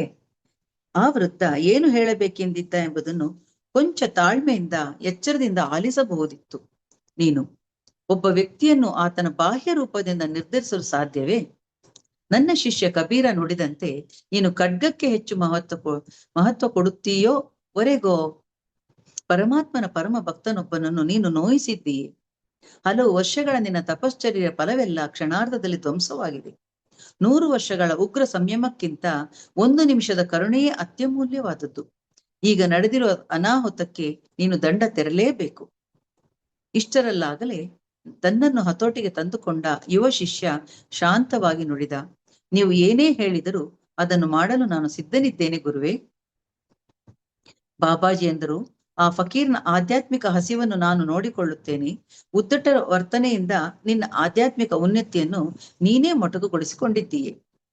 ತಪ್ಪಿದ ಮಾರ್ಗಕ್ಕೆ ಮರಳಲು ನಿನಗಿರುವ ಒಂದೇ ದಾರಿ ಎಂದರೆ ಆ ಫಕೀರ ಅನುಭವಿಸಿದಷ್ಟೇ ನೋವು ಸಂಕಷ್ಟಗಳನ್ನು ನೀನು ಹಾದು ಹೋಗ್ಬೇಕು. ಕೇಚರಿ ಮುದ್ರೆಯ ಕಡೆಯ ಕ್ರಿಯಾಭಂಗಿಗೆ ಸಿದ್ಧನ ಆಜ್ಞಾಚಕ್ರದ ಮೂಲಕ ನಿರ್ಗಮಿಸಲು ಪ್ರಾಣಕ್ಕೆ ಅನುವು ಮಾಡಿಕೊಡು. ಆ ಸಾತ್ವಿಕ ಮನುಷ್ಯ ಅನುಭವಿಸದಂತೆ ಅಸಹಾಯಕತೆಯನ್ನು ಅನುಭವಿಸಲು ಸೂಕ್ತವಾದ ವಾತಾವರಣದಲ್ಲಿ ನೀನು ಜನಿಸುವಂತೆ ಮಾರ್ಗದರ್ಶನ ನೀಡುತ್ತೇನೆ. ಸರಿ, ಕೇಚರಿ ಮುದ್ರೆಗೆ ಈ ಕ್ಷಣ ಸಿದ್ಧನಾಗು. ನಿಮ್ಮ ಅಪೇಕ್ಷೆ ನನಗೆ ಆಜ್ಞೆ ಇದ್ದಂತೆ ಬಾಬಾಜಿ. ನೀವು ಹೇಳಿದಂತೆಯೇ ಮಾಡುವೆ. ಆದರೆ ನನ್ನದೊಂದು ಕಡೆಯ ಇಚ್ಛೆ ಇದೆ. ಹೇಳು ಮಗು.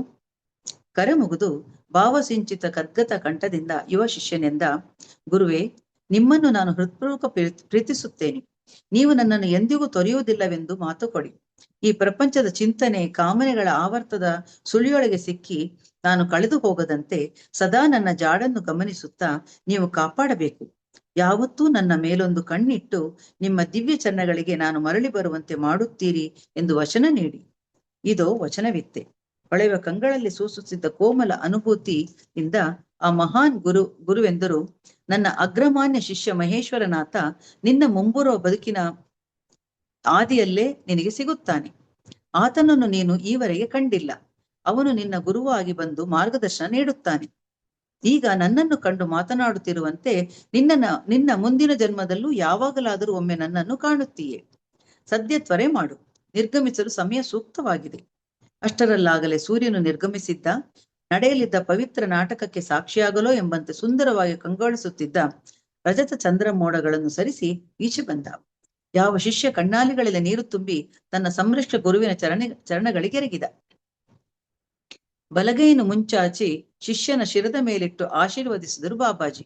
ಮರುಕ್ಷಣವೇ ಅಂತರ್ಧಾನರಾದರು. ಈಗ ಒಂಟಿಯಾದ ಮಧು ಪದ್ಮಾಸನದಲ್ಲಿ ಕುಳಿತು ಒಮ್ಮೆ ನೇರವಾಗಿ ಉಸಿರಾಡಿ ಉಸಿರನ್ನು ಪ್ರಯತ್ನಪೂರ್ವಕವಾಗಿ ಬಂಧಿಸುವ ಕೇಚರಿ ಮುದ್ರೆಯೊಂದಿಗೆ ಗಮನವನ್ನು ಭ್ರೂಮಧ್ಯೆ ಕೇಂದ್ರೀಕರಿಸಿ ದೇಹ ತ್ಯಜಿಸಿದ. ಇದು ನನ್ನ ಗುರು ಮಹೇಶ್ವರನಾಥರು ನನಗೆ ಹೇಳಿದ ಕಥೆಯ ಅಂತ್ಯ. ಇವರೇ ಪ್ರಸ್ತುತದಲ್ಲಿ ನಾನು ಪರಿಚಯಿಸುತ್ತಿರುವ ಶ್ರೀ ಎಂ. ಅಂದ್ರೆ ಇವಾಗ ಮುಮ್ತಾಜ್ ಅಲಿ ಖಾನ್ ಅಂತ ಇರುವವರು ಅವರು. ಯಾಕೆಂದ್ರೆ ಆ ಮುಸಲ್ಮಾನನಿಗೆ ಅವ್ರು ಯಾವಾಗ ಕೊಳಕ ಅಂತ ಹೇಳಿ ತಳ್ಳದ್ರಲ್ಲ, ಅದಕ್ಕೆ ಅವರು ಬ್ರಾಹ್ಮಣರಾಗಿದ್ದರೂ ಕೂಡ, ಹಿಂದಿನ ಜೀವನದಲ್ಲಿ ಯೋಗಿ ಆಗಿದ್ದವರು ಕೂಡ ಇವಾಗ ಪ್ರಸ್ತುತದಲ್ಲಿ ಅವರು ಮುಸ್ಲಿಂ ಆಗಿ ಹುಟ್ಟಿದ್ದಾರೆ. ಅವ್ರನ್ನ ಶ್ರೀ ಎಂ ಅಂತಲೇ ಕರೀತಾರೆ. ಮುಮ್ತಾಜ್ ಅಲಿ ಖಾನ್ ಅಂತ ಹೇಳೋದು, ಇವ್ರನ್ನ ಎಂ ಅಂತ ಕರೀತಾರೆ. ಹಿಮಾಲಯ ಗುರುವಿನ ಅಂದ್ರೆ ನನ್ನ ಗುರು ನನ್ನೊಂದಿಗೆ ಪುನರ್ ಸಂಪರ್ಕ ಬೆಳೆಸಿದ ನಾನವರನ್ನು ಪ್ರಥಮತಃ ಭೇಟಿಯಾದ ವಿಚಿತ್ರ ಸನ್ನಿವೇಶವನ್ನು ತಿಳಿಸಲು ಇದೇ ಸೂಕ್ತ ಹೊತ್ತು. ನನಗಾಗ 9 ವರ್ಷ ಕಳೆದಿತ್ತಷ್ಟೇ. ಬಹುಶಃ ನಾವೆಲ್ಲ ಅಂದರೆ ನನ್ನ ತಂದೆ, ತಾಯಿ, ತಂಗಿ, ತಾಯಿಯ ತಾಯಿ ಮತ್ತು ನಾನು ತಿರುವನಂತಪುರದ ವಾಂಚಿಯೂರು ಎಂಬ ಬಡಾವಣೆಯ ಅಂಬುಜ ವಿಲಾಸಂ ರಸ್ತೆಯಲ್ಲಿನ ಒಂದು ಮನೆಯಲ್ಲಿ ವಾಸವಾಗಿದ್ದೆವು. ಪಲ್ಲಿವೀಡು ಎಂಬ ಹೆಸರಿನ ಆ ಮನೆ ತಕ್ಕ ಮಟ್ಟಿಗೆ ದೊಡ್ಡದೇ ಇತ್ತು. ಮುಖ್ಯ ರಸ್ತೆಗೆ ಹತ್ತಿರದಲ್ಲೇ ಇದ್ದರೂ ಪ್ರಶಾಂತವಾಗಿತ್ತು. ಬಾಡಿಗೆ 40 ರೂಪಾಯಿ. ಆ ಕಾಲದಲ್ಲಿ ಅದು ದೊಡ್ಡ ಬಾಡಿಗೆಯೇ. ಮನೆಯ ಮುಂಬಾಗಿಲಿಗೂ ರಸ್ತೆಗೆ ತೆಗೆದುಕೊಳ್ಳುತ್ತಿದ್ದ ಅಂಗಳದ ಗೇಟಿಗೂ ಮಧ್ಯೆ ಹೆಚ್ಚು ಅಂತರವಿರಲಿಲ್ಲ. ಆದರೆ ಮನೆಯ ಹಿತ್ತಲು ಸುಮಾರು 1/2 ಎಕರೆಯಷ್ಟು ವಿಶಾಲವಾಗಿದ್ದು ಮಾವು, ಹಲಸಿನ ಮರ ಮತ್ತು ಹೂವಿನ ಗಿಡಗಳಿಂದ ಕೂಡಿತ್ತು. ನಮ್ಮ ತಂದೆ ಕಟ್ಟಡ ಗುತ್ತಿಗೆದಾರರಾಗಿದ್ದರಲ್ಲದೆ ರದ್ದಿ ಕಾಗದಗಳ ವ್ಯಾಪಾರವನ್ನು ನಡೆಸುತ್ತಿದ್ದರು. ಮುದ್ರಣಾಲಯಗಳಿಂದ ಸಂಗ್ರಹಿಸುತ್ತಿದ್ದ ರದ್ದಿ ಕಾಗದದ ಮೂಟೆಗಳನ್ನಿಡಲು ಹಿತ್ತಲಿನ ಒಂದು ಭಾಗದಲ್ಲಿ ಶೆಡ್ಡು ಕಟ್ಟಿಸಿದ್ದರು. 2.5 ವರ್ಷದವಳಾಗಿದ್ದ ನನ್ನ ತಂಗಿಗೂ ನನಗೂ ಆಟವಾಡಲು ಇದು ಅತ್ಯಂತ ಪ್ರಶಸ್ತ ಸ್ಥಳವಾಯಿತು. ಕಣ್ಣಾಮುಚ್ಚಾಲೆ ಆಡುತ್ತಲೂ ಅಲ್ಲಿದ್ದ ಮೂಟೆಗಳ ಮೇಲೆ ಕೂತು ಹೊಸ ಪದಗಳನ್ನು, ಅಸಂಬದ್ಧ ಪ್ರಾಸಗಳನ್ನು ಹುಟ್ಟು ಹಾಕುತ್ತಲೂ ನಾವು ಖುಷಿ ಪಡುತ್ತಿದ್ದೆವು. ಅಂಗಳದ ಸುತ್ತಲೂ ಕೇವಲ 3 ಅಡಿ ಎತ್ತರದ ಮಣ್ಣಿನ ಪಾಗಾರ, ನಡುವೆ ಇದ್ದ ಹಳೆಯ ಹಲಸಿನ ಮರದ ಕೊಂಬೆಗೆ ಗಟ್ಟಿಮುಟ್ಟಾದ ಉಯ್ಯಾಲೆ ಕಟ್ಟಿದ್ದರು. ಅದರಲ್ಲಿ ಕುಳಿತು ತೂಗುವುದೆಂದರೆ ಇನ್ನಿಲ್ಲದ ಆನಂದ ನಮಗೆ. ಪಾಗಾರ 3 ಅಡಿ ತಗ್ಗು ಇದ್ದುದರಿಂದ ನೆರೆಹೊರೆಯ ಮಕ್ಕಳು ಸಲೀಸಾಗಿ ಒಳಗೆ ಹಾರಿ ಬಂದು ನಮ್ಮೊಂದಿಗೆ ಆಟಕ್ಕೆ ಸೇರಿಕೊಳ್ಳುತ್ತಿದ್ರು. ಅಂಗಳದ ಬಲತುದಿಯ ಮೂಲೆಯಲ್ಲಿ ಇನ್ನೂ ದೊಡ್ಡ ಹಲಸಿನ ಮರ, ಬಹುಶಃ ಇನ್ನಷ್ಟು ಹಳೆಯದು ಕೂಡ. ನನ್ನ ಬದುಕನ್ನು ಸಂಪೂರ್ಣವಾಗಿ ಪಲ್ಲಟಗೊಳಿಸಿದ ನಾಟಕ ನಡೆದದ್ದು ಇದೇ ಮರದ ಕೆಳಗೆ. ಮನೆಯಿಂದ ಕಾಲ್ನಡಿಗೆಯಲ್ಲಿ ತಲುಪುವಷ್ಟು ಹತ್ತಿರವಿದ್ದ ಹೋಲಿ ಏಂಜಲ್ ಕಾನ್ವೆಂಟಿಗೆ ನಾನು ತಂಗಿಯೂ ಹೋಗುತ್ತಿದ್ದೆವು. ದಿನವೂ ಶಾಲೆಯಿಂದ ಮರಳಿದೊಡನೆ ಕೈಕಾಲು ತೊಳೆದುಕೊಂಡು ಏನಾದರೂ ಕೊಂಚ ತಿಂಡಿ ತಿಂದು ಕತ್ತಲಾಗುವವರೆಗೆ ಹಿತ್ತಲಿನಲ್ಲಿ ಆಡಿಕೊಳ್ಳುವುದು ನಮ್ಮ ವಾಡಿಕೆ. ಸೂರ್ಯ ಮುಳುಗುವ ಹೊತ್ತಿನಲ್ಲಿ ಪುನಃ ಕೈಕಾಲು ಮುಖ ತೊಳೆದುಕೊಂಡು ಅಜ್ಜಿಯೊಂದಿಗೆ ಕುಳಿತು ಅರೇಬಿಕ್ ಮತ್ತು ಉರ್ದುವಿನಲ್ಲಿ ಪ್ರಾರ್ಥನೆ ಮಾಡಬೇಕಿತ್ತು. ಅದಾದ ನಂತರ ಶಾಲೆಯಲ್ಲಿ ಕೊಟ್ಟ ಹೋಮ್ ವರ್ಕ್, ಊಟ ಮತ್ತು ಕೆಲವೊಮ್ಮೆ ಅಜ್ಜಿ ಹೇಳುತ್ತಿದ್ದ ಅರೇಬಿಯನ್ ನೈಟ್ಸ್ ಕಥೆಗಳು ಅಥವಾ ಅವಳದೇ ಏನಾದರೂ ಅನುಭವಗಳನ್ನು ಕೇಳುವುದು ಅನಂತರ ನಿದ್ದೆ. ಅದೊಂದು ದಿನ ಇಂಥದ್ದೆಂದು ವಿವರಿಸಲಾರದ ಕಾರಣದಿಂದ ನಿಂತಲ್ಲಿಂದಲೇ ಹಿಂತಿರುಗಿ ಹಿತ್ತಲಿನ ಕೊನೆಯಲ್ಲಿದ್ದ ಹಲಸಿನ ಮರದ ಕಡೆಗೆ ಹೆಜ್ಜೆ ಇಡತೊಡಗಿದೆ. ಇಲ್ಲಿ ಇವರು ಹಲಸಿನ ಮರದಲ್ಲಿ ಉಯ್ಯಾಲೆ ಆಡ್ತಾರಲ್ಲ, ಅದ್ರ ಹಿಂದೆ ಇನ್ನೊಂದು ದೊಡ್ಡ ಹಲಸಿನ ಮರ ಇರುತ್ತೆ. ಅಲ್ಲಿ ಅವರಿಗೆ ಹೋಗ್ಬೇಕು ಅಂತ ಅನ್ಸುತ್ತೆ. ಮರದ ಕೆಳಗೆ ಯಾರೋ ಒಬ್ಬರು ನಿಂತು ಹತ್ತಿರ ಬರುವಂತೆ ಇವರಿಗೆ ಸನ್ನೆ ಮಾಡ್ತಾ ಇರ್ತಾರೆ. ಇದಕ್ಕೆ ಸಾಮಾನ್ಯ ಪ್ರತಿಕ್ರಿಯೆ ಎಂದರೆ ಅಲ್ಲಿಂದ ಕಾಲು ಕೀಳುವುದಷ್ಟೇ. ಆದ್ರೆ ಅಚ್ಚರಿ, ನನಗೆ ಯಾವುದೇ ಬಗೆಯ ಭಯ ಕಾಣಲಿಲ್ಲ. ಬದಲು ಆ ಅಪರಿಚಿತರ ಬಳಿಗೆ ಹೋಗಬೇಕೆಂಬ ವಿಚಿತ್ರ ಕುತೂಹಲ ಆವರಿಸಿತು. ಲಘು ಬಗೆಯಿಂದ ನಡೆದು ಕ್ಷಣ ಮಾತ್ರದಲ್ಲಿ ನಾನವರ ಮುಂದೆ ನಿಂತಿದ್ದೆ. ಈಗ ಅವರು ಸ್ಪಷ್ಟ ಕಾಣುತ್ತಿದ್ದರು. ಎತ್ತರ, ಗೌರವರ್ಣ, ಕಟ್ಟುಮಸ್ತಿನ ದೇಹದ ಆ ಅಪರಿಚಿತ ವ್ಯಕ್ತಿ ಮೊಣಕಾಲಿನಿಂದ ಮೇಲೆ ಸೊಂಟಕ್ಕೆ ಸುತ್ತಿಕೊಂಡ ಒಂದು ತುಂಡು ಬಟ್ಟೆ ಬಿಟ್ಟರೆ ಬರೀ ಮೈ ಬರಿಗಾಲ್ನಲ್ಲಿದ್ರು. ಕೊಂಚ ಕಂದು ಬಣ್ಣದ ದಪ್ಪ ಜಟೆಯ ನೀಳ ಕೇಶವನ್ನು ತಲೆಯ ಮೇಲೆ ಉದ್ದಕ್ಕೆ ಟೊಪ್ಪಿಯಂತೆ ಸುತ್ತಿ ತುರುಬು ಕಟ್ಟಿಕೊಂಡಿದ್ದ ಆ ಅಪರಿಚಿತ ವ್ಯಕ್ತಿ ನನ್ನ ಕುತೂಹಲ ಕೆರಳಿಸಿದ್ದರು. ತಾಮ್ರವರ್ಣದ ದೊಡ್ಡ ಓಲೆ, ಬಲಗೈಯಲ್ಲಿ ಹಿಡಿದ ಹೊಳಗಪ್ಪು ಬಣ್ಣದ ಒಂದು ನೀರಿನ ಪಾತ್ರೆ, ಮುಖದಲ್ಲಿ ಪ್ರಧಾನವಾಗಿ ಎದ್ದು ಕಾಣುವ ವಿಶಾಲ ನೇತ್ರಗಳು, ಕಂದು ಮಿಶ್ರಿತ ಕಪ್ಪು ಬಣ್ಣದ ಮಿನುಗುವ ಆ ಕಂಗಳಲ್ಲಿ ತುಳುಕುತ್ತಿದ್ದ ಪ್ರೀತಿ, ಆತ್ಮೀಯತೆ. ಯಾವುದೇ ಹಿಂಜರಿಕೆ ಇಲ್ಲದೆ ಅವರು ತಮ್ಮ ಬಲಗೈಯನ್ನು ನನ್ನ ತಲೆಯ ಮೇಲಿರಿಸಿ ಮೃದುವಾದ ದನಿಯಲ್ಲಿ ಕುಚ್ ಯಾದ್ ಆಯಾ ಎಂದು ಕೇಳಿದರು. ನಹಿ ಅಂದೆ. ತಲೆಯ ಮೇಲಿಂದ ಕೈ ತೆಗೆದು ನನ್ನ ಎದೆಯ ಮಧ್ಯಭಾಗವನ್ನು ನೇವರಿಸುತ್ತಾ, ಬಾದ್ಮೆ ಮಾಲೂಮ್ ಹೋ ಜಾಯೇಗಾ, ಅಬ್ ವಾಪಸ್ ಗರ್ ಜಾವೋ, ನಂತರ ತಿಳಿಯುತ್ತದೆ, ಈಗ ಮನೆಗೆ ಮರಳು ಎಂದರು. ಅವರು ಏನು ಹೇಳುತ್ತಿದ್ದಾರೆಂಬುದು ಆಗಲೂ ನನಗೆ ತಿಳಿಯಲಿಲ್ಲ. ಆದರೂ ಅವರ ಆಜ್ಞಾಪಾಲಕನಂತೆ ತಕ್ಷಣ ಮನೆಯ ಕಡೆಗೆ ನಡೆಯತೊಡಗಿದ್ದೆ. ಅವಸರವಾಗಿ ಮನೆ ಕಡೆಗೆ ನಡೆಯುತ್ತಿರುವಂತೆ ಅವರ ಸ್ಪರ್ಶದಿಂದ ನನ್ನ ಹೃದಯ ಹಗುರಾಗಿದ್ದುದು ಭಾಸವಾಯಿತು. ಅವ್ರ ಎದೆಯ ಮೇಲೆ ಸ್ಪರ್ಶ ಮಾಡಿರ್ತಾರಲ್ಲ, ಅದರಿಂದ ಇವ್ರ ಹೃದಯ ಹಗುರವಾಗಿದ್ದನ್ನು ಇವ್ರು ಭಾಸವಾಗುತ್ತೆ ಇವರಿಗೆ.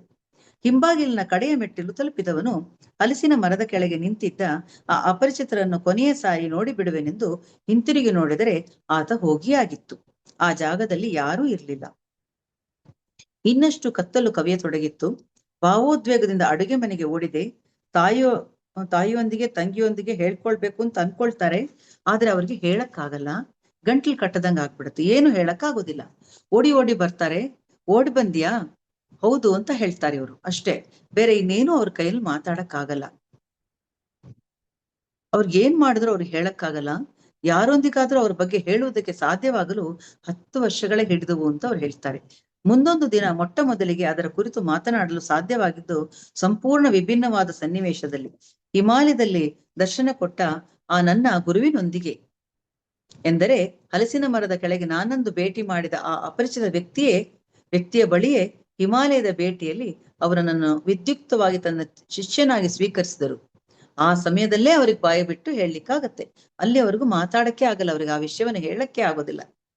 ಹಲಸಿನ ಮರದ ಪ್ರಕರಣ ತರುವಾಯ ಬಾಹ್ಯದಲ್ಲಿ ನನ್ನ ವಯಸ್ಸಿನ ಇತರ ಹುಡುಗರಂತೆ ಕಾಣುತ್ತಿದ್ದೇನಾದರೂ ನನ್ನ ವ್ಯಕ್ತಿತ್ವದಲ್ಲಿ ಗಾಢ ಬದಲಾವಣೆಯಾಗಿತ್ತು. ಅನುದಿನದ ಸಾಮಾನ್ಯ ಚಟುವಟಿಕೆಗಳ ಜೊತೆಗೆ ಆಂತರ್ಯದಲ್ಲಿ ನಿಗೂಢವಾದೊಂದು ಬದುಕು ಸಾಗಿತ್ತು. ಅಂದ್ರೆ ಧ್ಯಾನ ಎಂಬ ಶಬ್ದದ ಅರಿವೇ ನನಗಿರಲಿಲ್ಲವಾದರೂ ಅಂತಃಪಯಣದ ಮೊದಲ ಸೂಚನೆ ಎಂಬಂತೆ ಧ್ಯಾನ ಮಾಡಲು ಆರಂಭಿಸಿದ್ದೆ.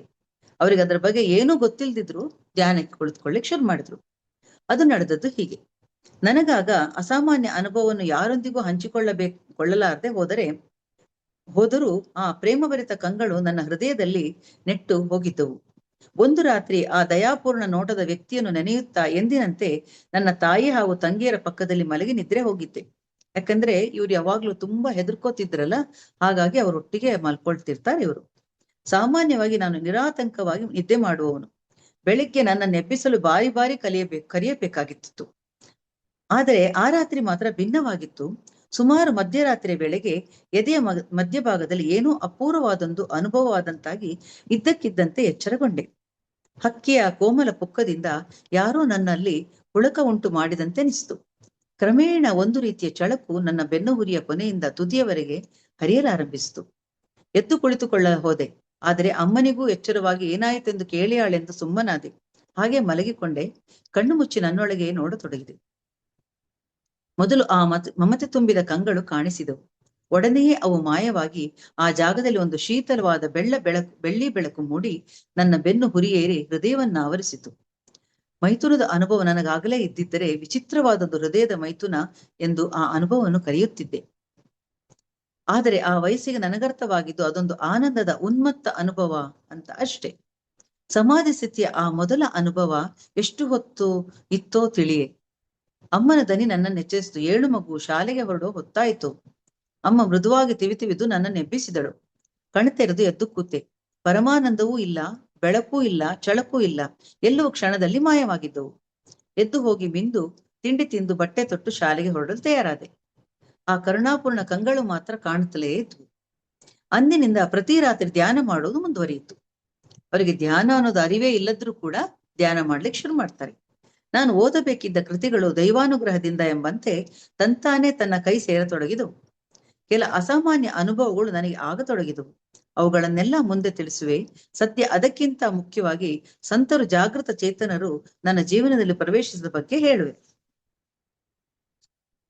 ಅಂದ್ರೆ ನನ್ನ ಪ್ರಪ್ರಥಮ ಅಲೌಕಿಕ ಅನುಭವದಿಂದ ಪ್ರಾರಂಭಿಸುವೆ ಅಂತ ಹೇಳ್ಬಿಟ್ಟು ಅವ್ರು ಪ್ರಾರಂಭ ಮಾಡ್ತಾರೆ. ನನ್ನಲ್ಲಾದ ಬದಲಾವಣೆಗಳನ್ನು ತಾಯಿ ಮತ್ತು ಅಜ್ಜಿ ಬಿಟ್ರೆ ಬೇರೆ ಯಾರು ಗಮನಿಸಿರ್ಲಿಲ್ಲ. ನಾನು ಮೊದಲಿಗಿಂತ ಹೆಚ್ಚು ಅಂತರ್ಮುಖಿ ಆಗಿ ತೊಡಗ್ಬಿಟ್ಟೆ.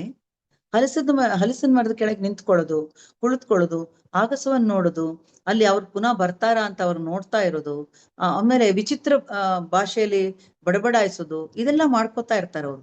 ಹೀಗಿರ್ಬೇಕಾದ್ರೆ ಅವರು ಅಂದ್ರೆ ಇದರಿಂದ ಏನಾಯ್ತಂದ್ರೆ ಇವ್ರಿಗೆ ಏನಾಗ್ತಿತ್ತು, ನಿದ್ದೆನಲ್ಲಿ ಯಾರೋ ಅಟ್ಟಿಸ್ಕೊಂಡ್ ಬಂದಾಗ ಆಗ್ತಿತ್ತಲ್ಲ, ಈ ಯೋಗಿನ ನೋಡಿದ್ಮೇಲೆ ಇವರಿಗೆ ಆ ಅಪರಿಚಿತ ವ್ಯಕ್ತಿ ಭೇಟಿ ಆದ್ಮೇಲೆ ಆ ಪೈಶಾಚಿಕ ಒಂದು ಬರ್ತಾ ಇದ್ದು ನಿಂತು ಹೋಗ್ಬಿಡತ್ತೆ. ಅವರಿಗೆ ಒಂಥರ ಧೈರ್ಯ ಬರುತ್ತೆ. ಇವಾಗ ಅವರು ಯಾವಾಗ್ಲೂ ಅಜ್ಜಿನ ಕತೆ ಹೇಳಿ ಅಂತ ಕೇಳ್ತಾ ಇರ್ತಿದ್ರು ಯಾವಾಗ್ಲೂ ಕೂಡ. ರಾತ್ರಿ ವೇಳೆ ಧ್ಯಾನಕ್ಕೆ ಕುಳಿತಾಗ ಖುಷಿ ಅನಿಸುತ್ತಿತ್ತು. ಧ್ಯಾನಿಸುತ್ತಲೇ ಅನೇಕ ಬಾರಿ ನಿಧಾನವಾಗಿ ಹಾಗೆ ನಿದ್ರೆಗೆ ಜಾರಿ ಸ್ಪಷ್ಟ ಸುದೀರ್ಘ ಕನಸುಗಳನ್ನು ಕಾಣ್ತಾ ಹೋಗ್ತಿದ್ದೆ ನಾನು. ಅವುಗಳು ಕೆಲವು ಮರೆತು ಹೋದು, ಕೆಲವು ಮನಸ್ಸಿನಲ್ಲಿ ಅಚ್ಚಳಿದು ಉಳಿದಿದೆ ಅಂತ ಅವ್ರು ಹೇಳ್ತಾರೆ. ಅಂಥದ್ದೊಂದು ಕನಸನ್ನು ಹಲಸಿನ ಮರದ ಪ್ರಕರಣದ ನಡೆದ 3 ತಿಂಗಳ ತರುವಾಯ ಕಂಡೆ. ಆ ಕನಸದಲ್ಲಿ ಎತ್ತರದ ಹಿಮಚ್ಛಾದಿತ ಪರ್ವತಗಳ ಮಧ್ಯದ ಸುಂದರವಾದೊಂದು ಹಸಿರು ಕಣಿವೆ, ಗಿರಿಶಿಖರಗಳ ಬುಡದಲ್ಲೊಂದು ಗುಹೆಯ ಒಳಗಿನಿಂದ ಅರ್ಥವಾಗದ ಭಾಷೆಯಲ್ಲಿ ಸುಮಧುರ ಮಂತ್ರ ಕೇಳಿ ಬರ್ತಿತ್ತು. ಅರ್ಥವಾಗದೆಯೂ ನನಗದು ಪರಿಚಿತ ಅನಿಸುತ್ತಿತ್ತು. ಗವಿಯ ಬಾಯಿಯ ಬಳಿ ಹೋಗಿ ಒಳಗಿಣಿಕಿದೆ. ಸಾಕಷ್ಟು ದೊಡ್ಡ ಗವಿ. ನೆಲದ ನಡುಮಧ್ಯದಲ್ಲಿ ಉರಿವ ಕಟ್ಟಿಗೆಯಲ್ಲಿ ಪುಟಿದೇಳುವ ಕೆಂಬಣ್ಣದ ಜ್ವಾಲೆಯ ಕಾಣಿಸಿತು. ಗುಹೆಯ ಕೊನೆ ತುದಿಯಲ್ಲಿ ಎತ್ತರದ ಪೀಠ. ಅದರ ಮೇಲೆ ನೀಳಗೂದಲಿನ ಮಧ್ಯ ವಯಸ್ಸಿನ ಓರ್ವ ಗಡ್ಡಧಾರಿ ವ್ಯಕ್ತಿ ಕಾಣಿಸಿದ. ಆತ ಅಗ್ನಿಗೂ ನನಗೂ ಮುಖ ಮಾಡಿ ಕುಳಿತಿದ್ದ. ಕಂದು ಬಣ್ಣದ ಮರದ ತೊಗಟೆಯನ್ನು ಸುತ್ತಿಕೊಂಡಿದ್ದನಾತ. ಎದೆ ಮೇಲೆ ಅಡ್ಡವಾಗಿ ಹತ್ತಿಯ ಹಗ್ಗದಂತೆ ಕಾಣುತ್ತಿದ್ದ ಒಂದು ಬಿಳಿಯ ತೆಳುಪಟ್ಟಿ. ಆತ ಮಂತ್ರ ಪಠಣವನ್ನ ಆರಂಭಿಸಿದರೆ ಅವರಂತೆಯೇ ನೀಳಗೂದಲು, ಅದೇ ಬಗೆಯ ವಸ್ತ್ರ ಹಾಗೂ ಬಿಳಿಯ ದಾರ ಧರಿಸಿದ ಹಲವಾರು ಮಂದಿ ಯುವಕರು ಮಂತ್ರವನ್ನು ಪುನರುಚ್ಚರಿಸುತ್ತಿದ್ರು. ಇವರಿಗೆ ಕೂಡ ಆ ಮಂತ್ರ ಕೇಳಿದ ತಕ್ಷಣ ನನಗಿದ್ ಬರುತ್ತಲ್ಲ ಅಂತ ಹೇಳಿ ಅನ್ನಿಸಿ ಅವರು ಪಠಿಸ್ಲಿಕ್ಕೆ ಶುರು ಮಾಡ್ತಾರೆ. ಆದ್ರೆ ತಪ್ಪಾಗತ್ತ ಅವರಿಗೆ. ನನ್ಗೆ ಒಂಥರ ಆವಾಗ ಹುಡುಗರು ಮುಸುಮುಸಿ ನಗ್ತಾರೆ. ಇವ್ರಿಗೊಂಥರ ಆಗತ್ತೆ. ನಿಲ್ಲಿಸಿ ಅಂತ ಹೇಳ್ಬಿಟ್ಟು ಆ ಗುರುವಾಗಿ ಕೂತಿರ್ತಾರಲ್ಲ ಅವ್ರು ಹೇಳ್ತಾರೆ, ನನ್ನ ಕಡೆ ತಿರುಗಿ ನೀನು ಪಠಿಸು ಅಂತ ಹೇಳ್ತಾರೆ. ನನ್ನದು ಸಂಪೂರ್ಣ ಅಪಶ್ರುತಿ. ಅವಾಗ ಹುಡುಗರು ನಕ್ಕದಾಗ ಇವ್ರು ಹೇಳ್ತಾರೆ, ಸುಮ್ಮನಿರಿ ಅಂತ ಅವ್ರಿಗೆ ಹೇಳ್ತಾರೆ. ವ್ಯಕ್ತಿ ಪಠಿಸುವ ಸರಿಯಾದ ಕ್ರಮ ನಿನಗೆ ಮರೆತು ಹೋಗಿದೆ. ಮನೆಗೆ ಹಿಂತಿರುಗಿ ಸರಿಯಾಗಿ ಕಲಿತುಕೋ ಎಂದರು. ಆದರೆ ಹೇಗೆ ಎಂದು ನಾನು ಕೇಳುವ ಮುಂಚೆ ಎದ್ದೇಳು ಅಮ್ಮನ ದನಿ ಕೇಳಿಸಿತು. ಕನಸು ಕರಗಿತು. ಅಂದ್ರೆ ಇದು ಕನಸಿನಲ್ಲಿ ಅವರು ಕಂಡಿತು.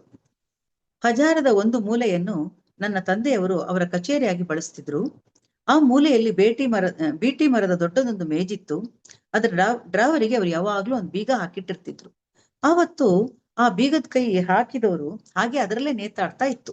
ಇವ್ರಿಗೆ ಯಾವಾಗ್ಲೂ ಕುತೂಹಲ, ಆ ಕಪಾಟಲ್ಲಿ ಏನಿದೆ ನಾನ್ ನೋಡ್ಬೇಕು ಅನ್ನೋ ಕುತೂಹಲ ಯಾವಾಗ್ಲೂ ಇರ್ತಿತ್ತು. ಆದ್ರೆ ಅದಕ್ಕೆ ಯಾವಾಗ್ಲೂ ಬೀಗ ಹಾಕಿದ್ರಿಂದ ಅವ್ರಿಗೆ ನೋಡಕ್ ಆಗ್ತಿರ್ಲಿಲ್ಲ. ಅವತ್ತು ಬೀಗದ ಕೈನ ಅದಕ್ಕೆ ಸಿಗ್ಸಿರೋದನ್ನ ನೋಡಿ ಆಚೆ ಈಚೆ ನೋಡ್ತಾರೆ. ಯಾರು ನೋಡ್ತಿಲ್ಲ ಅಂತ ಹೇಳ್ಬಿಟ್ಟು ಡ್ರಾವರ್ನ ತೆಗೆದು ನೋಡ್ತಾರೆ.